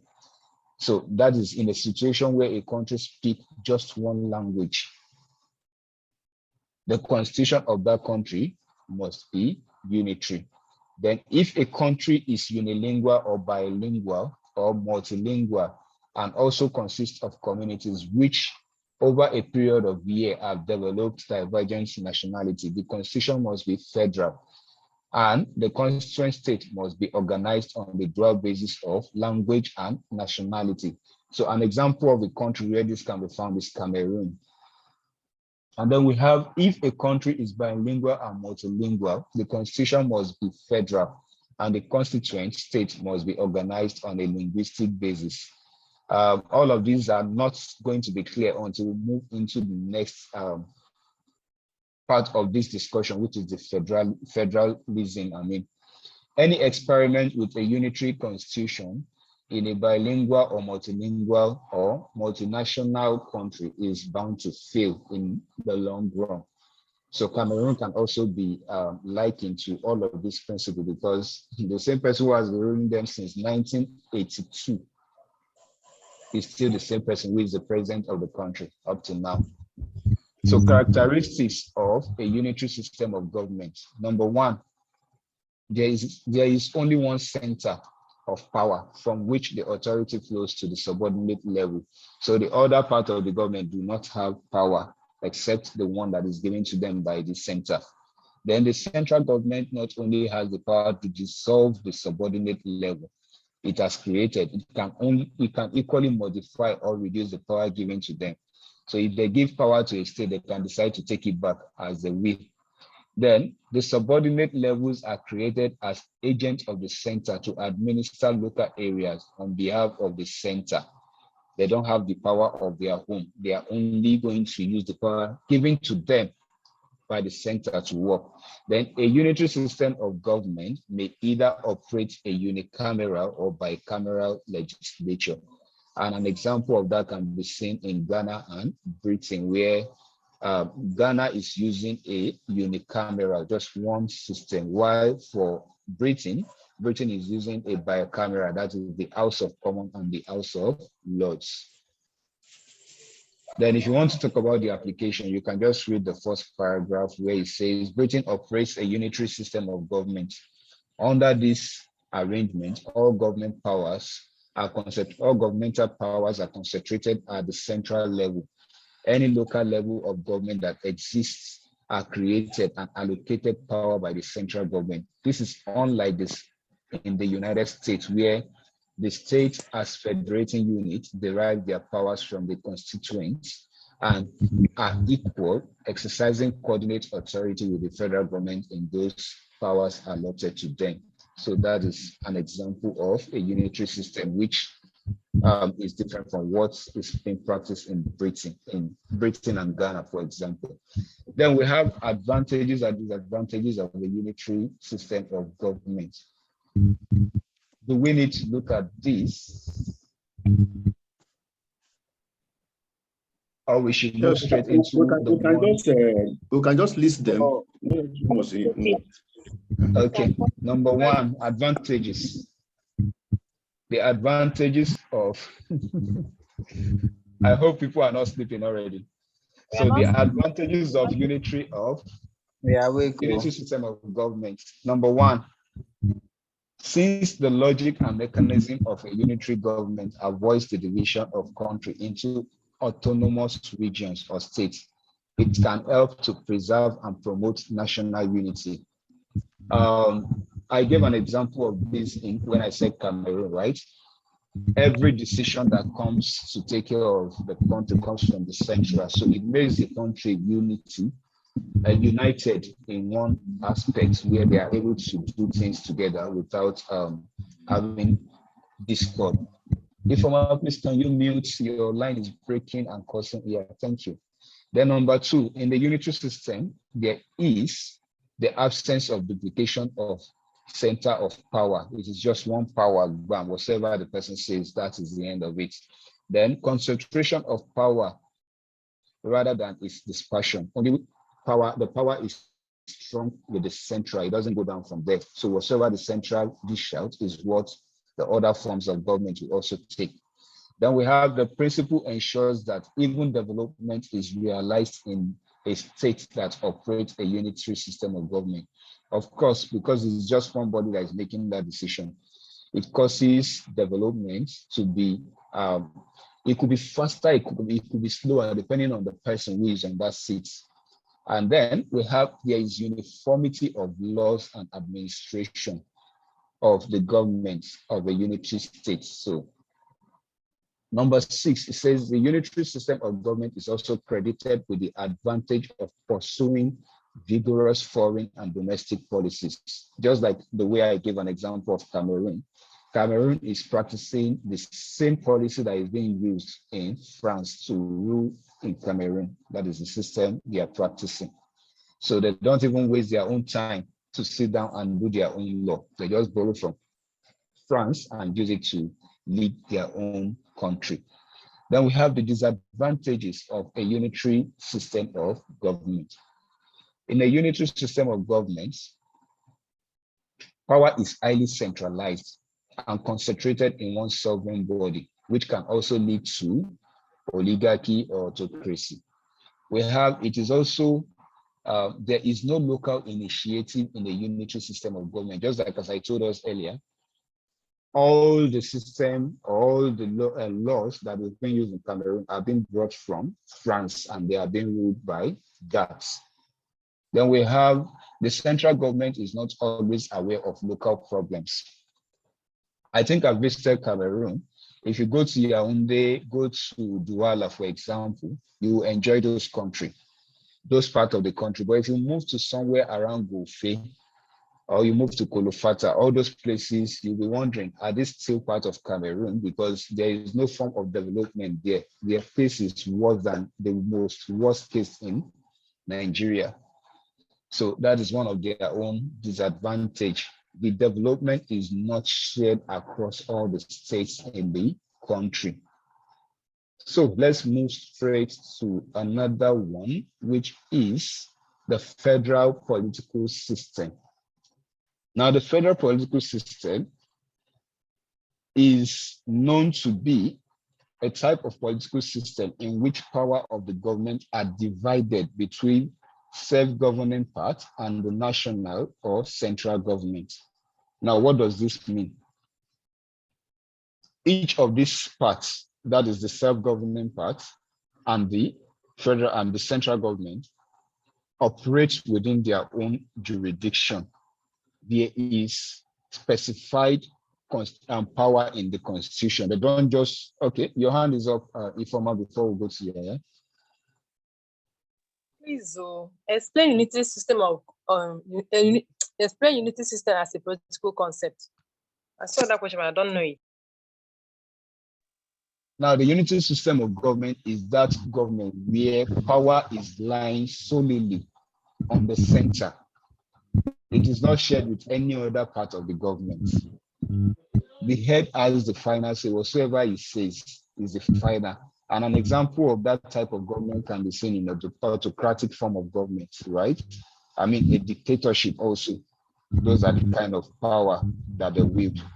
So we consider that kind of power a unitary form of government. You know, in Nigeria, we have a situation where you say the states have their own constitution. I mean, they have laws that guide them and they can perform on their own. So in Kano State or in Lagos State, they can do projects on their own without waiting for the central, right? But in the case of the unitary system of government, there is nothing like that. They have to wait for the central. If the central did not give them a go ahead, they cannot do anything on their own. I hope that clarifies it. Okay, Mr. Aya, your hand is up. Okay, I just want to maybe clarify to seek clarification about the difference between unitary system of government and government of unity. Okay, government of unity, in another word, can be. Let me see. There is somewhere I wrote something down about that. Or do we have anybody who wants to help us out on that? Let the person that should know English help us.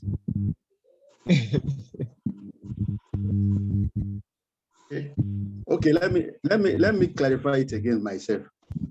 Okay. I just want to I just ask the question so that everybody will know that there's difference between government of unity and unitary system of government. Unitary system of government, yeah. Yes. So the government of unity means that the political party in power will include the other opposition into their government. That will make it a kind of a friendly nation that everybody will have a stake.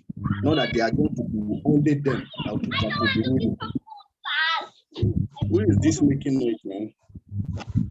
So Victor, can you please mute yourself? So that is what they call a government of unity.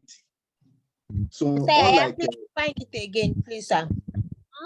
A government of unity is a situation whereby a ruling class or a ruling particular political party include the oppositions, the other stakeholders into the government. Let's, for example, now that APC is ruling, So they also appoint some ministers from other political parties. They will give appointment to from other political parties that will form the government of unity that will make everybody to be a stakeholder, not just only them ruling. I hope you get that point. Yeah.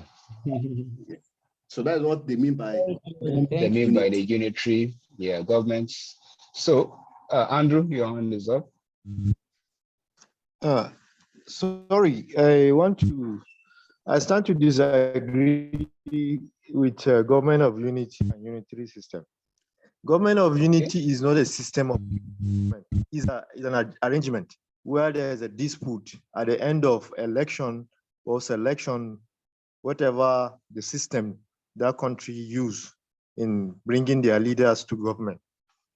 So it's not a system per se, but it's an arrangement to accommodate other factions so that there will be peace. So you shouldn't confuse us to be a system of government. There's nothing like the system of government. No, explanation is still the same thing. I'm not saying that it's a system of government. It did say it's a system of government. It's just trying to differentiate it. There's a difference that they are not the same. Yeah. Okay. I hope you get that. It's just trying to clarify so that people will not mix it up and say they are the same. All right, I understand now. Okay. I saw someone's okay, the person has dropped the hand. So if you look at the chat box, I also dropped another definition of the system of unitary government. I mean, another very simple definition there for us. So let's move ahead. Now, federalism. What does federalism mean? Any idea?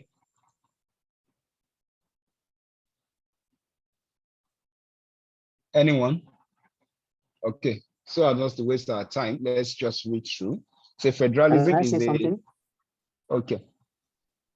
Yeah, federalism, unlike the unitary system, political system that we just finished explaining, whereby power is concentrated at the central. In federalism, which is the federal system, the power is not concentrated. It is shared and in between the various units of the government, from both the central and the various subordinates have their own level of power where they make their own decisions as well. That's my submission. That is just straightforward. So it is a system where power is shared among all forms or units of government, which can also be referred to as constituents. Thank you very much for that. So we move straight into all these ones are just long story to help you understand, so you can read it. Finish. I didn't get that. I did not finish federalism. So which is the federal system of government where power are shared among the all forms of government? All forms of government or constituents. That is just it. Okay, now let's look at the features of federalism. MacLean, 1996, page 176, agrees with Frederick when he incorporated other political phenomena, such as political cultures, party system, the influence of bureaucrats, and external pressure into these notions of the distinctiveness of federalism and its commitment to the decentralization. If we can borrow Livingstone terminology as called from Adele Jinadu, 1979, page 17. So federal instrumentalities can be found in several forms of political system, ranging from centralized to decentralized and also to a loose structure of supernatural national cooperation. Indeed, the idea of intergovernmental relation, though not in any way unique to federal system, however, seems to assume a special place and more relevant to federalism. That is, or this is why Thomas Graves in Ayoade 1918, page 5, expressed a somewhat sweeping statement when he stated that intergovernmental relation is synonymous with federalism. So how many of us know what intergovernmental relation means here now? So when we talk about federalism, federalism is talking about that situation where the government shares things or ideas or power together. That is just what they are saying. So when there is a problem in a particular state, the state can run to the central, which is the federal, to request for help.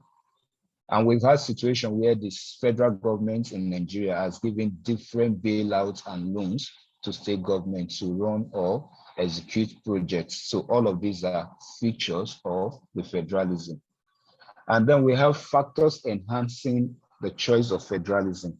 Number one factor is historical factor. Hello, Why sir. Please, can I ask a Yes, little please. question? Thank you. Please go Good ahead. evening, everybody. Yes, please, if you were asked to state 5 features, I just got only one now from what you said. How will somebody get through with the challenge? Thank you. Okay, I'll put the features on the chat box because I won't be able to start going through them one after the other. So kindly look at the chat box and pick them out. Remembrance. Thank you. I'm trying to copy it from my book.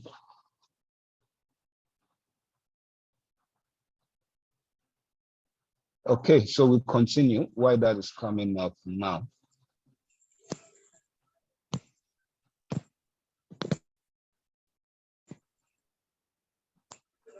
Or better still, let me just list them out for us, since I'm trying to grab it from another location.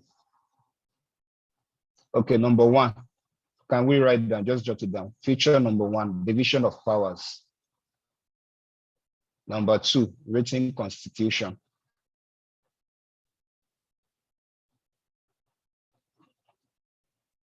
Number three, dual citizen.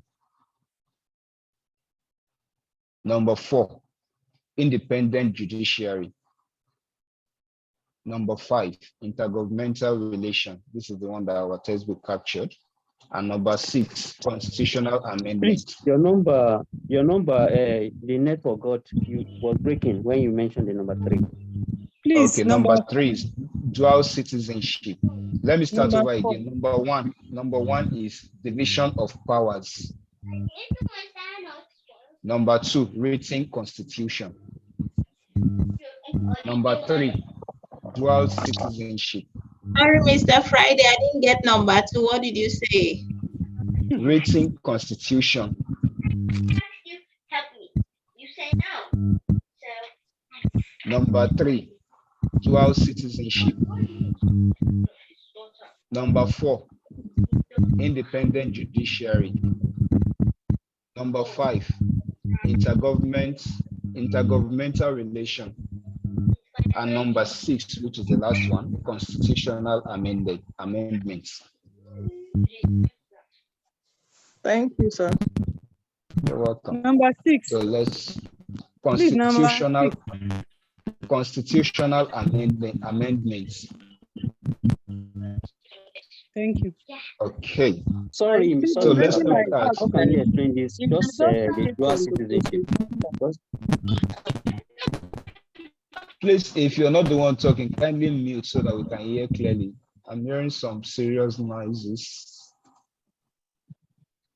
So I was saying, I'm sorry. grateful to the speakers. If you look at the chat box, somebody listed it, but there is a problem with that list. It said written constitution. No, not written, written rights, written constitution, so that we'll not mess it up. That has been corrected down. Okay, thank you.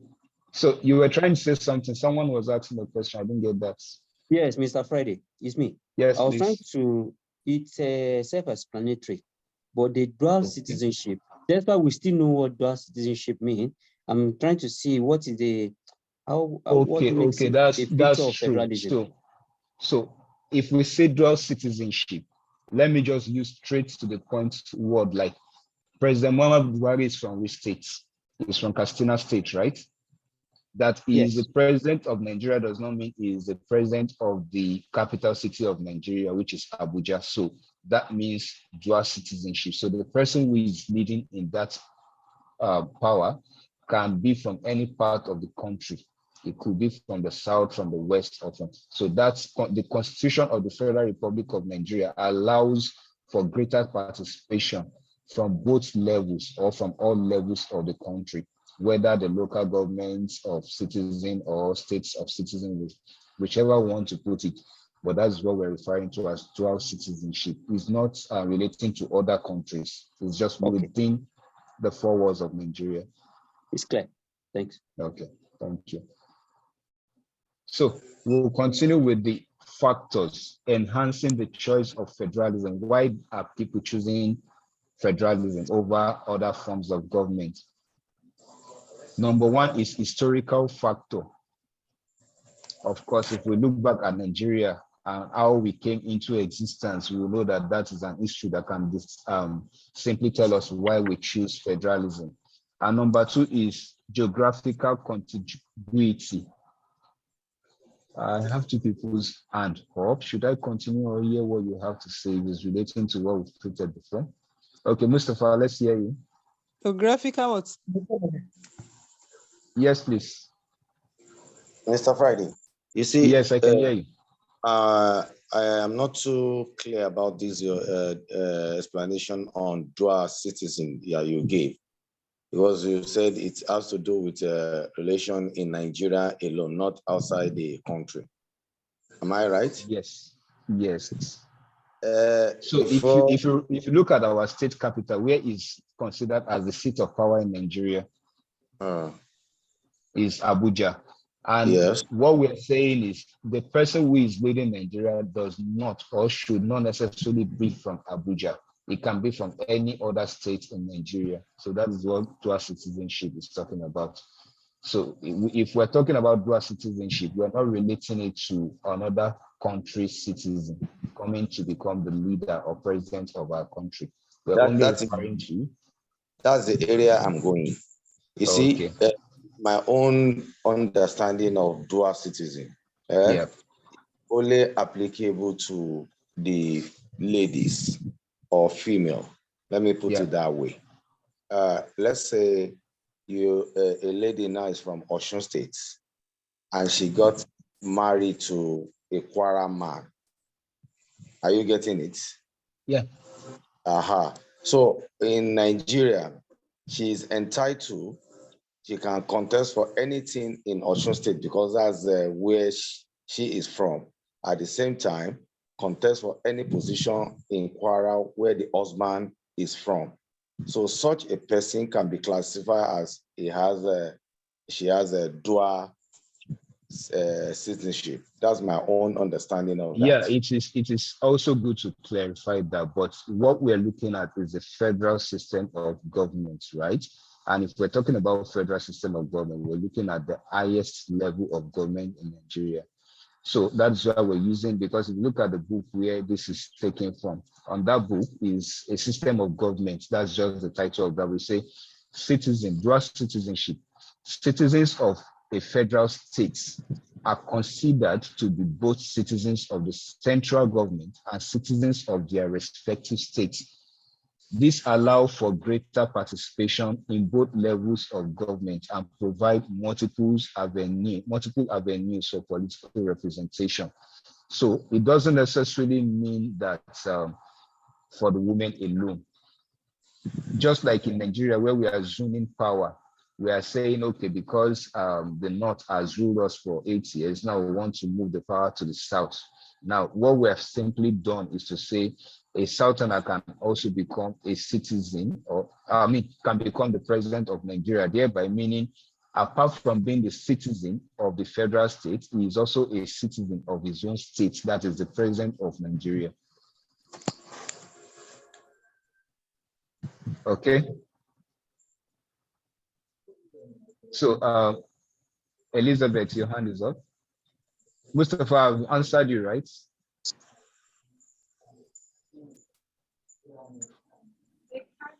Okay, Mr. Friday, good evening.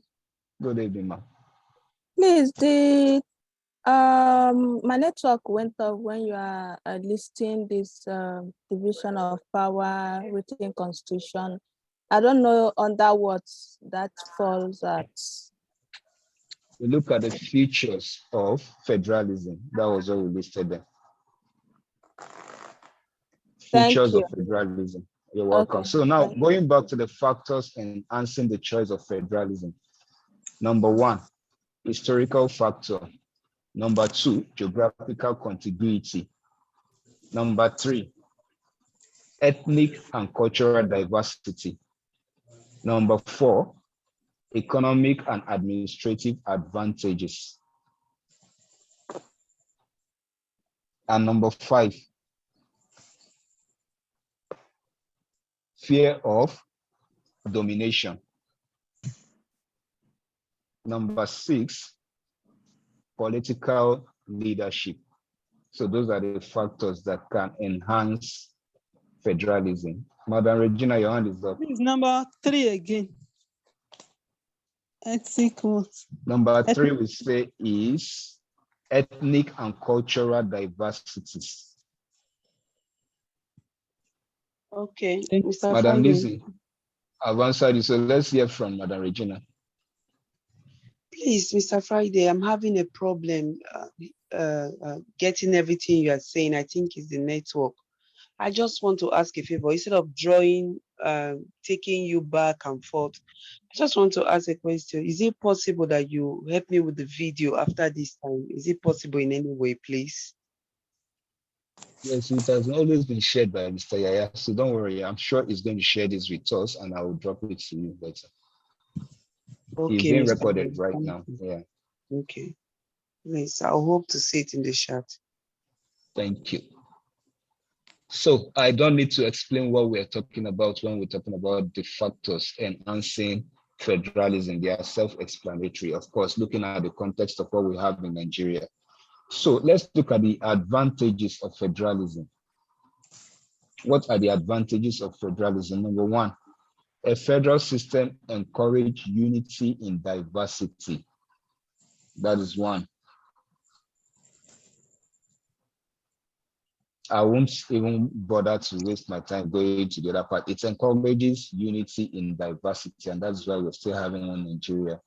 And then number two, federalism is an ideal system of government for countries like the United States of America, China, Russia, Nigeria, India. And why are they the ideal country that we're looking at? Because we are very big in size, we have different ethnic groups, we have diverse geographical locations and all the rest. So, and that is why we are being considered to use federalism, more especially because of our huge population and territorial size.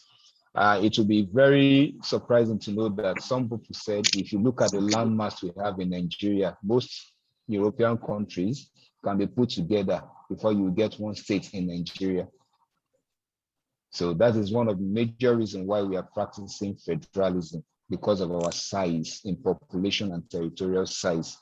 Number three, advantage is saying, and another advantage of practicing federalism is that it promotes economic advantages by facilitating greater economic scale.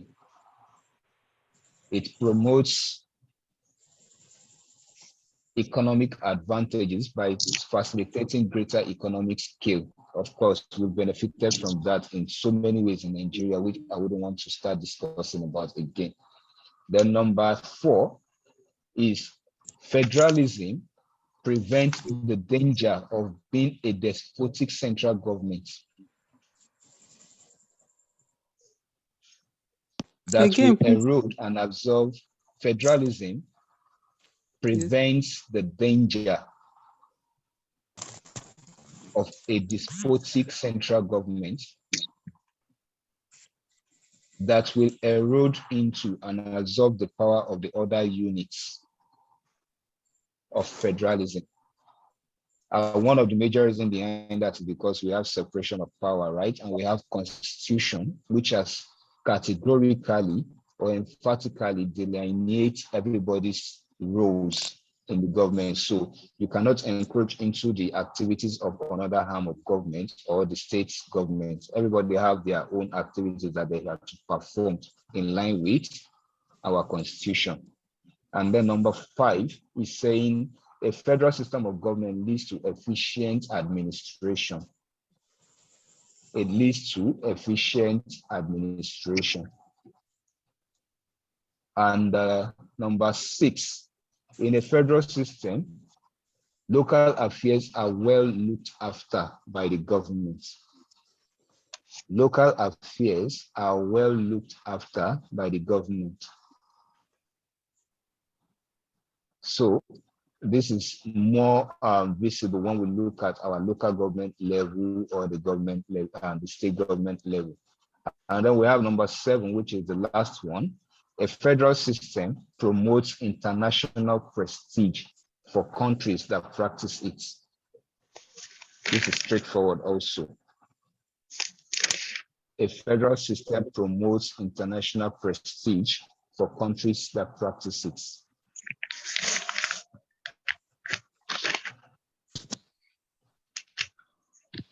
So this our country get prestige. I know the jackpot again.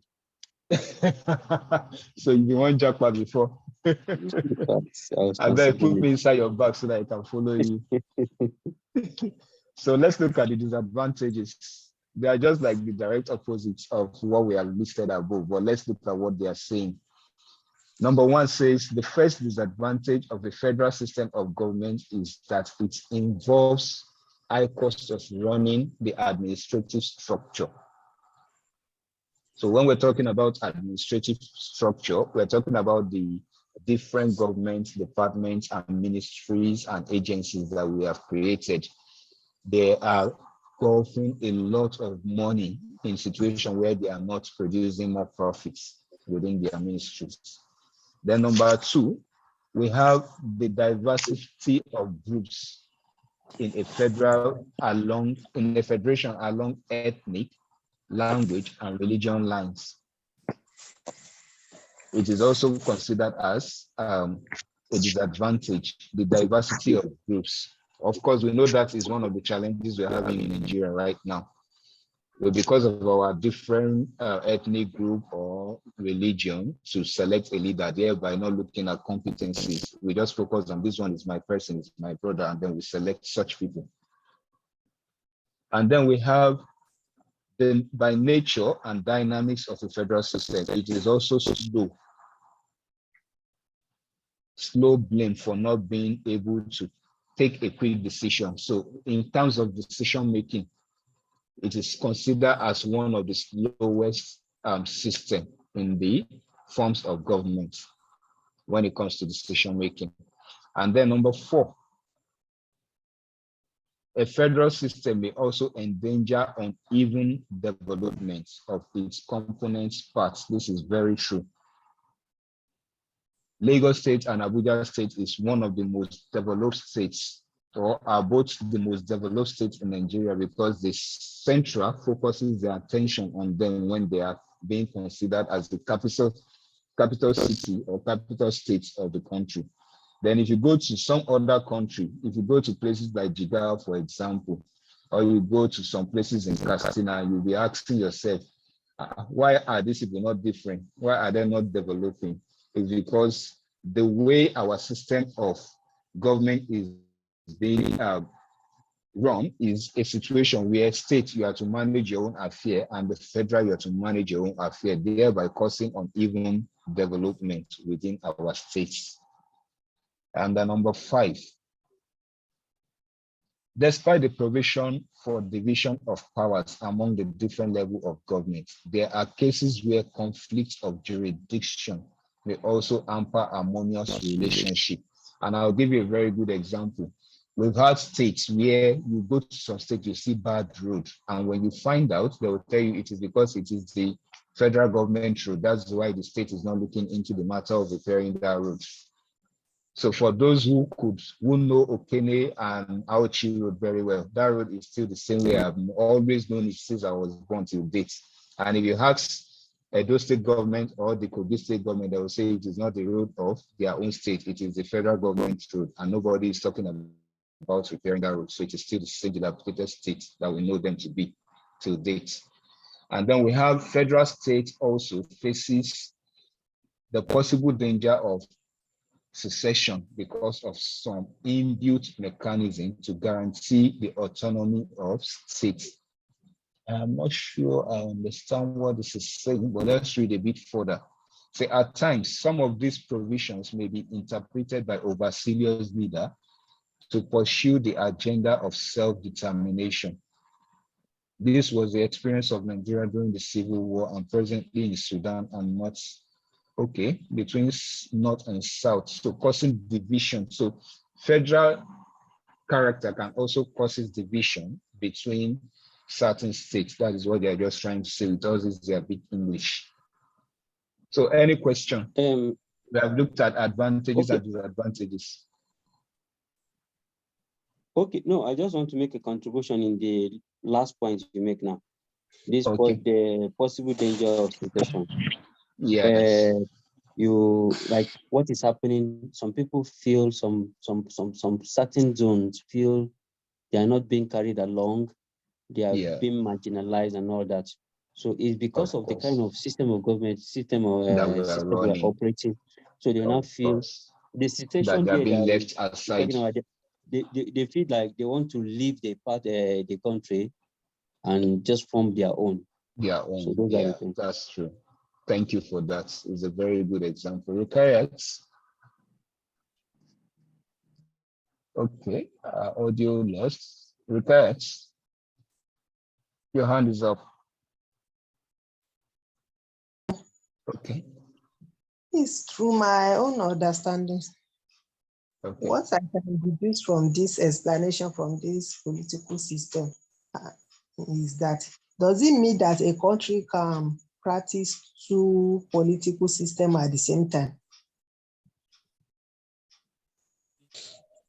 No, if you're going with A, you should go with A. If you're going with B, it has to be B. So a country cannot practice two political systems at the same time. That's the one at a time. But with my understanding now, Nigeria being used as example of a country practicing a presidential system and federal system. So if you go back to your textbook, right? Look at the definition of presidential system and look at the definition of the federal system. The federal system is talking about the way the government are structured, while the presidential system is talking about who is the head of the government, just one person handling or managing the two offices, unlike in the parliamentary system where you have the head of state and you have the head of government. So they are not the same. Don't mix them up, please. Federal system of government is talking about how the system is structured. I don't know if there's any other language or English I want to use to make it simpler now. Let me hear from Mr. Yaya before I ask the other two people's hand. If you want to help us clarify that. Yeah, I just want to throw more light on the question she asked. So I think she's missing it up. That's what I'm saying. Unitary system of government and presidential system of government are systems of government. Yeah. While federal political system is political system. It's political in nature, not a government. Not government, not a system of government. That one is political system. So Nigeria is practicing presidential system of government, and they are practicing federal political system. Federal political system. Thank you very much. That is more clearer. Thank you. Thank you. Very, very clear. Okay, Difna, you have your hand up. Yes, Mr. Friday, please, can you help with the definition again? I didn't get it, please. Which one are you referring to in particular?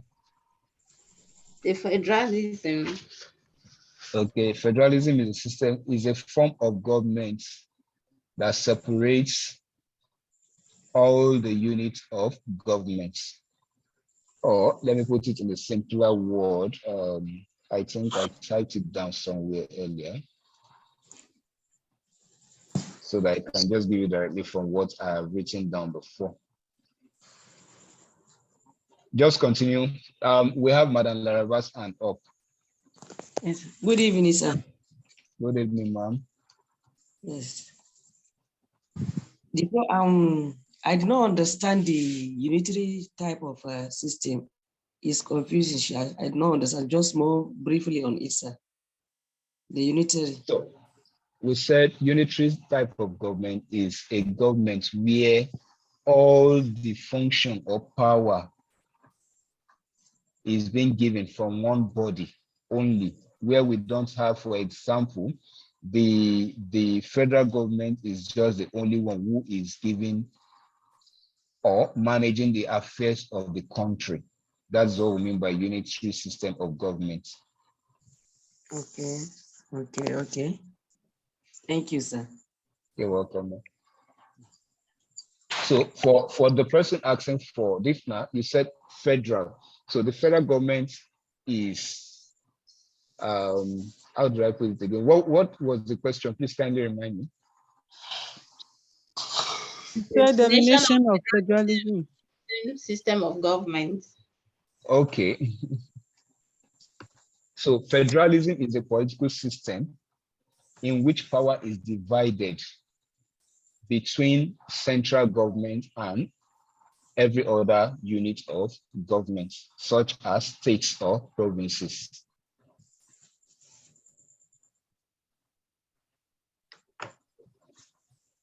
Federalism or federal political party or system is a system in which power is divided between a central government and other forms or units of government, such as states or provinces.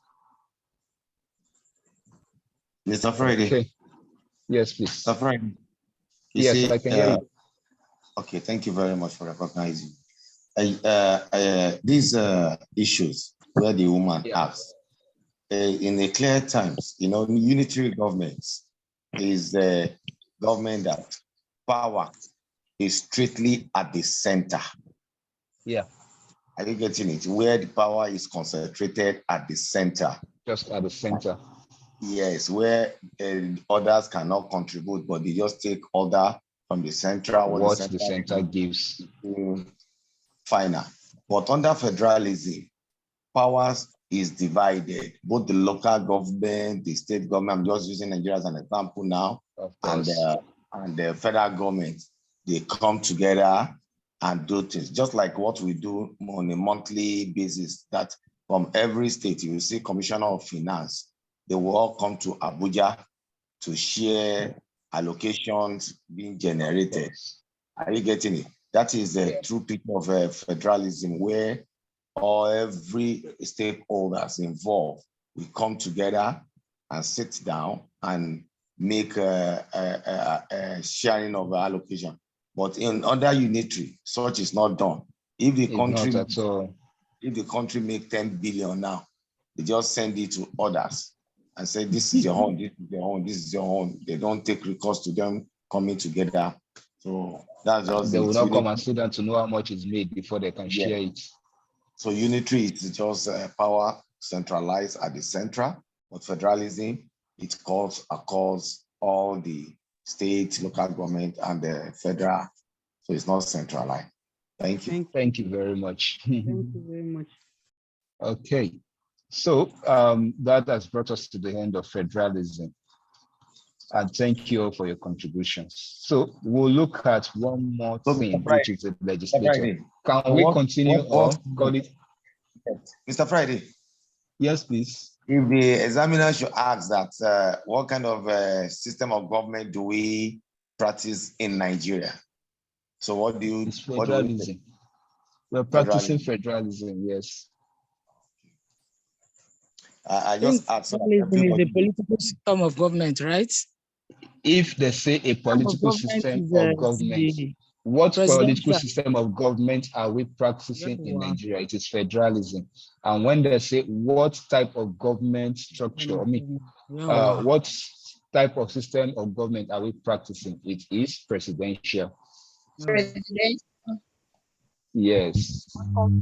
Please come again. I thought we are. If you are asked, you will not ask this question in these exams. Where does democracy fall? They might.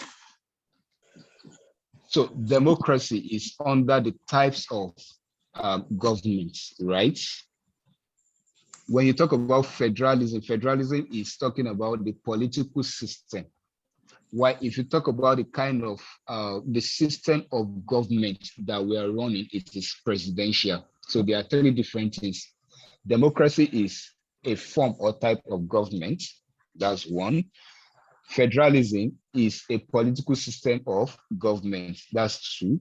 And then we have the presidential, which is, sorry, can someone bail me out? I think I'm forgetting now. The diminishing return is setting in. My laptop is about shutting down.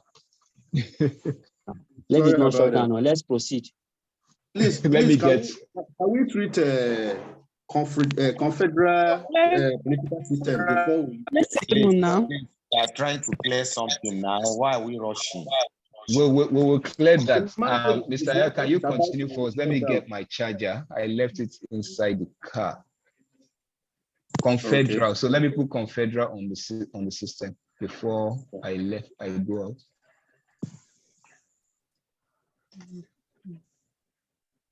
out. Confederal is not there. Can we see anything related to that? I don't think we have that on this course material. And it's on the hard copy. Well, it's not there because I just searched now. It's not leading me there. It just led me to the part where we have. Oh, Dave, now your network. Just try and check page 82 is there. 83. 82. That copy. That is that copy. It's not here. Okay. It's not here on this online copy. It's not on the soft copy. The soft copy, the one Mr. Yaya shared with us that has 143 pages, I think is on that one. 143 pages. Wow. Yeah, the one you sent. This one is 240. This one is 243 pages. You won't get it on that one. Go to the other one if you have. I don't. I actually don't. Would you like to share a screen, Mr. Aya, before I come back so that you can just fix that? Let me pick my laptop charger.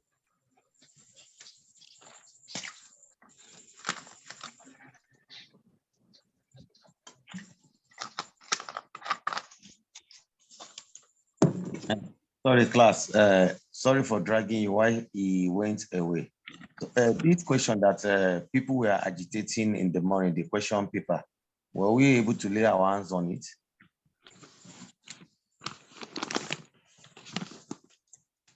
Is it 2022 question? The one that there was agitation on the platform since morning that it was removed. Were we able to get... sent one of 2022. They sent one of 2022. Yes, we got it. Let us do it now. Has it been discussed? These are the kind of things that Sorry? That question, let us do it now. Example, the exam I did, that's a portrait 37. The question, most question come in year 2021. Most of the question, at least 3 questions there. What I'm saying, that question, can't we discuss it so that we can share ideas on that? We also, because the question covers the whole material. Let us do it, Yari, because we. Please, what question is that? Can someone post it on the chat box so that we know which question you guys are talking about? You know, okay, I'm back now. So I've been listening to us anyway. I think we've dwelt enough on the course material, and what we have read so far should be enough to save us from. Okay, Mr. I want to show us that confederal system of government now. Then when he's done with that, we'll go straight into the. Wow, very tiny.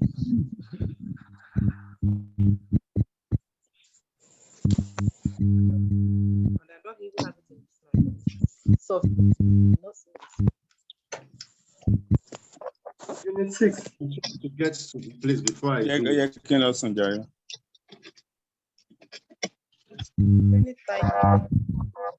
Yeah, don't worry. We'll be able to. We'll just read through it so that we'll get something from it, and then we'll look at that question we're talking about. I think I solved question 1. Question 1 alone took me a lot of time. So I'll share my answer with us for question 1 alone.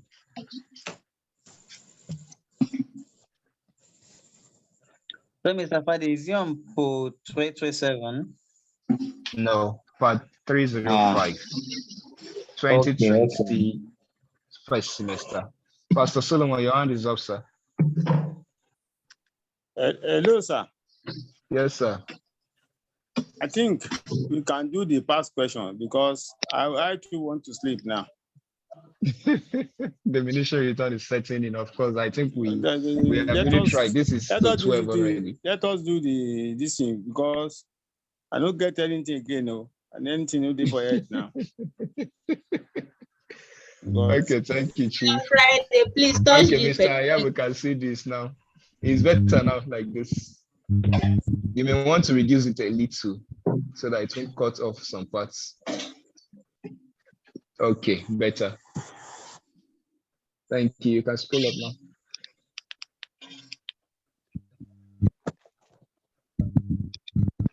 Okay, so what is confederation? What do we mean by confederation? The course material says a confederation has been defined as an administrative constitutional arrangement. Sorry, my hand just touched something.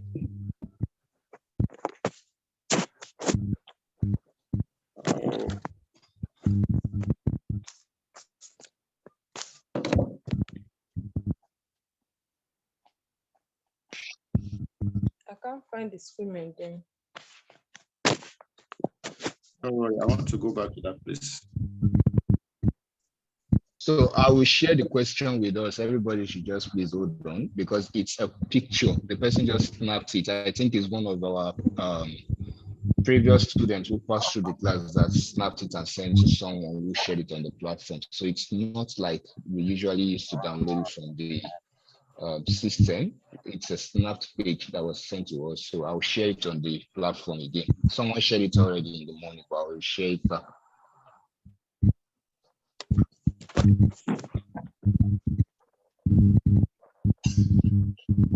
Okay, thank you. So we said confederation is defined or has been defined as a constitutional arrangement in which two or more sovereign and independent states agree to come together to have a central but weak government. It is a constitutional arrangement in which two or more sovereign and independent states agree to come together to have a central but weak government. Put differently, the term confederation applies to union of states. So where you have multiple states and they come together to form a unitary government, but giving small or little power to that center. And then a confederation is a union of states with a common recognized authority in certain matters affecting the whole and in respect of external relation. So what example, which body can we use as an example? So can we say the AU, African Union, for example, can be regarded as a confederation? Or the former USSR, where we now have splitted likes of Russia, Ukraine, Yugoslavia, and about 4 different countries were separated from the USSR. So those can also be seen as a confederation of states. And the United Kingdom. Yes, United Kingdom is also, yes, it's also a confederation because we have several countries under them. Mr. Aya, can you scroll up a bit? So let's look at the future. We have the future. Number 1 is right to succeed. Right to seed it. Right to succeed. Sorry. Succeed, I mean. Yes. And then number 2 is autonomy of federal states. So what does this right to seeded means? It means the This is not the case in the federation, where any attempt by any or combination of the federating states to cede it is met with resistance. So whenever there is an agreement to do anything, they all will agree and do it together. There won't be any form of disagreement among them. And then number two, autonomy of federating states. Another feature of the confederation is that the states within the confederal structure would not lose their separate identities. So that they have agreed to come together does not mean that they are going to lose their separate identity. Just like what is happening in Great Britain. We still have Scotland, we still have Wales, we still have England, though they are all commanded or controlled by one government, but they still have their identities intact. And then we have supremacy lies with the Confederates. The supreme power belongs to the coordinate states. That is, in the case of Great Britain now, we know that Britain have that biggest power. Then we have the last one, which is weak central authority. Now, even if they have agreed that we will do this, does not mean that that central have power more than the state. So the states still have their power to control their own affairs. We have the experience of countries like the United States, Senegal, Gambia under confederation, and Nigeria, where the model was also suggested, will be useful to illustrate these points. Okay, Victor, your hand is up before we go into, somebody is asking what is number 4. Number 4 is weak central authority. They don't give absolute power to the central. They only give them little power. Okay, Victor? Mr. Friday. Yeah. Yes, please. Okay, I remember in one of our classes I asked the facilitator about confederation. If it has to do with, countries coming together. She said that is actually states of countries, states of a particular countries coming together. It doesn't have to do within two countries, maybe as referred to states, because AU that you use. No, I don't agree actually. Okay. I don't agree. And if you look at what we have here, for example, from the course material, now you can see that they are mentioning countries, not states. An example is given where we have, okay, I think you're right. You're actually right. It is states, not countries. So they're just mentioning countries that performed it. But if you go back to Great Britain, for example, we know that Scotland is a country on its own, right? And we know that Wales is a country on its own, but they came together with Britain and they formed a confederate state. They are still regarded as a country, but in one way or the other, they still look at themselves as a state when they are together in this agreement. So it could be a state, which is correct from this example on the last part, which is a weak central authority. So it's a confederation of confederation is when two states or three or more states come together. Yeah, you're right. Thank you for that. And Victor, if you look at even that right of secede, I think that explains it more. That explains it more better. Yeah, that's correct. Thank you. Okay, let's go to the advantages.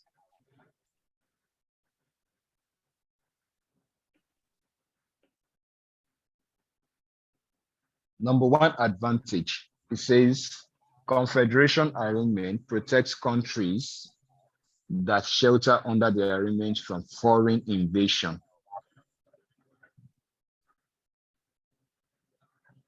So let's assume that. Please, again, sir. Confederation arrangements protect countries that shelter under the arrangement from foreign invasion.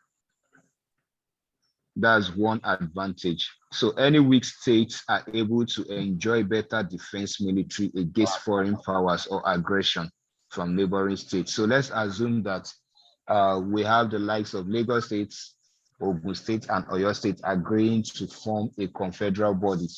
And then we now have a foreign body coming to attack Ogun State. You know that because they have come together to form a confederal body, immediately Lagos and Ogun State, Ibadan or your state will come out and defend Ogun State because they are one now. So that's what that advantage is talking about. Then let's go to the second one. It says confederation as economic utility. So the case of Hanseatic League, which was established in Europe during the Middle Age to promote greater commercial interaction. So one of the things they enjoy here is good economic utility. And then we have number 3, it says minority nationalities from domination in large countries. So those who are not well known within this system, they have a way of being protected by the majority. And then the disadvantages that are considered under this form of government is 1, confederation is a very loose and fragile system of government. Number 2, confederation has been attacked as breeding ground for intrigues and center of rivalry. So when one party is doing something, the other can look at you and say, what are you trying to form? You're forming that you're better than us. And then we have number 3, which is the relationship between the central and confederal government is not usually well defined. Yeah, that is true. And then we have number 4, which is the last one.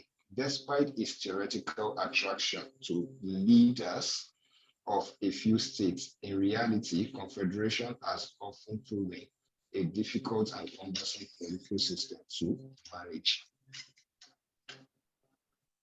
So I hope that is straightforward enough. Okay, do we need to look at these selected case studies? I want to read about their case study. I think we should just. I think everybody should go and read about it. This one is United. Okay, so thank you. I think that should be all. That should be all for today. So let me just show us that question 1 in the first question, and then I'll show us how I solved it. Thank you, Mr. You can still share it so that I'll share my screen and show you the question. Okay. Abdulaziz, your hand is up. Mr. Friday, your voice is fading. We can't hear you very well again. Can you hear me? Can't hear you. What about now? Now it's showing that I'm tired already. So let's look at question number 1. Question number 1 carries 3 parts, A, B, and C. Number 1 says, what do we mean by presidential system of government? And number 2 says, B says, outline 5 features of presidential system of government known to you. And the C part say, with concrete example, explain the advantages and disadvantages of presidential system of government. So that's the question. Now look at my solution here. Oh, I thought I'm sharing again. Sorry.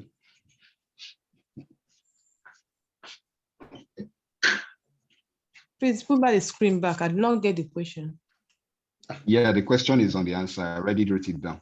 So number 1, what do we mean by presidential system of government? And I answered it this way. A presidential system of government is a form of government in which the executive branch is led by a directly elected president who serves as both the head of state and the head of the government.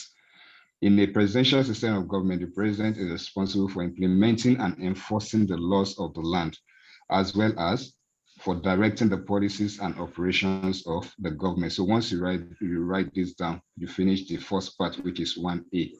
And then 1B says, outline 5 features of presidential system of government known to you. So I've outlined those features. Number 1 is separation of power. Number 2 is directly elected president. Number 3 is strong executive branch. Number 4, limited role for the legislature. And then number 5, checks and balance. Good. And I went further to do a short explanation for these 5 features. So number C, which is the last one, they said with concrete examples, explain the advantages and disadvantages of presidential system of government. So what I was able to do here is to list 2 disadvantages and 2 advantages using Nigeria as my concrete example. So because of our time and my light has gone off, I will just drop this on our chat box. So, I mean, on the WhatsApp group, so that everybody who wants to still go through it this night can have the opportunity of going through. So it's just question one that I was able to solve that afternoon when I saw it on the platform. And I'll drop the other part of the questions too for those who would like to practice with it before morning. So thank you, everyone. It's been good doing business with all of you. Bless you, sir. Amen. And God bless every one of us and grant us success. Thank you. Thank you so much. Thank you, everyone. So thank you. Good night, everyone. Mr. Aya, please.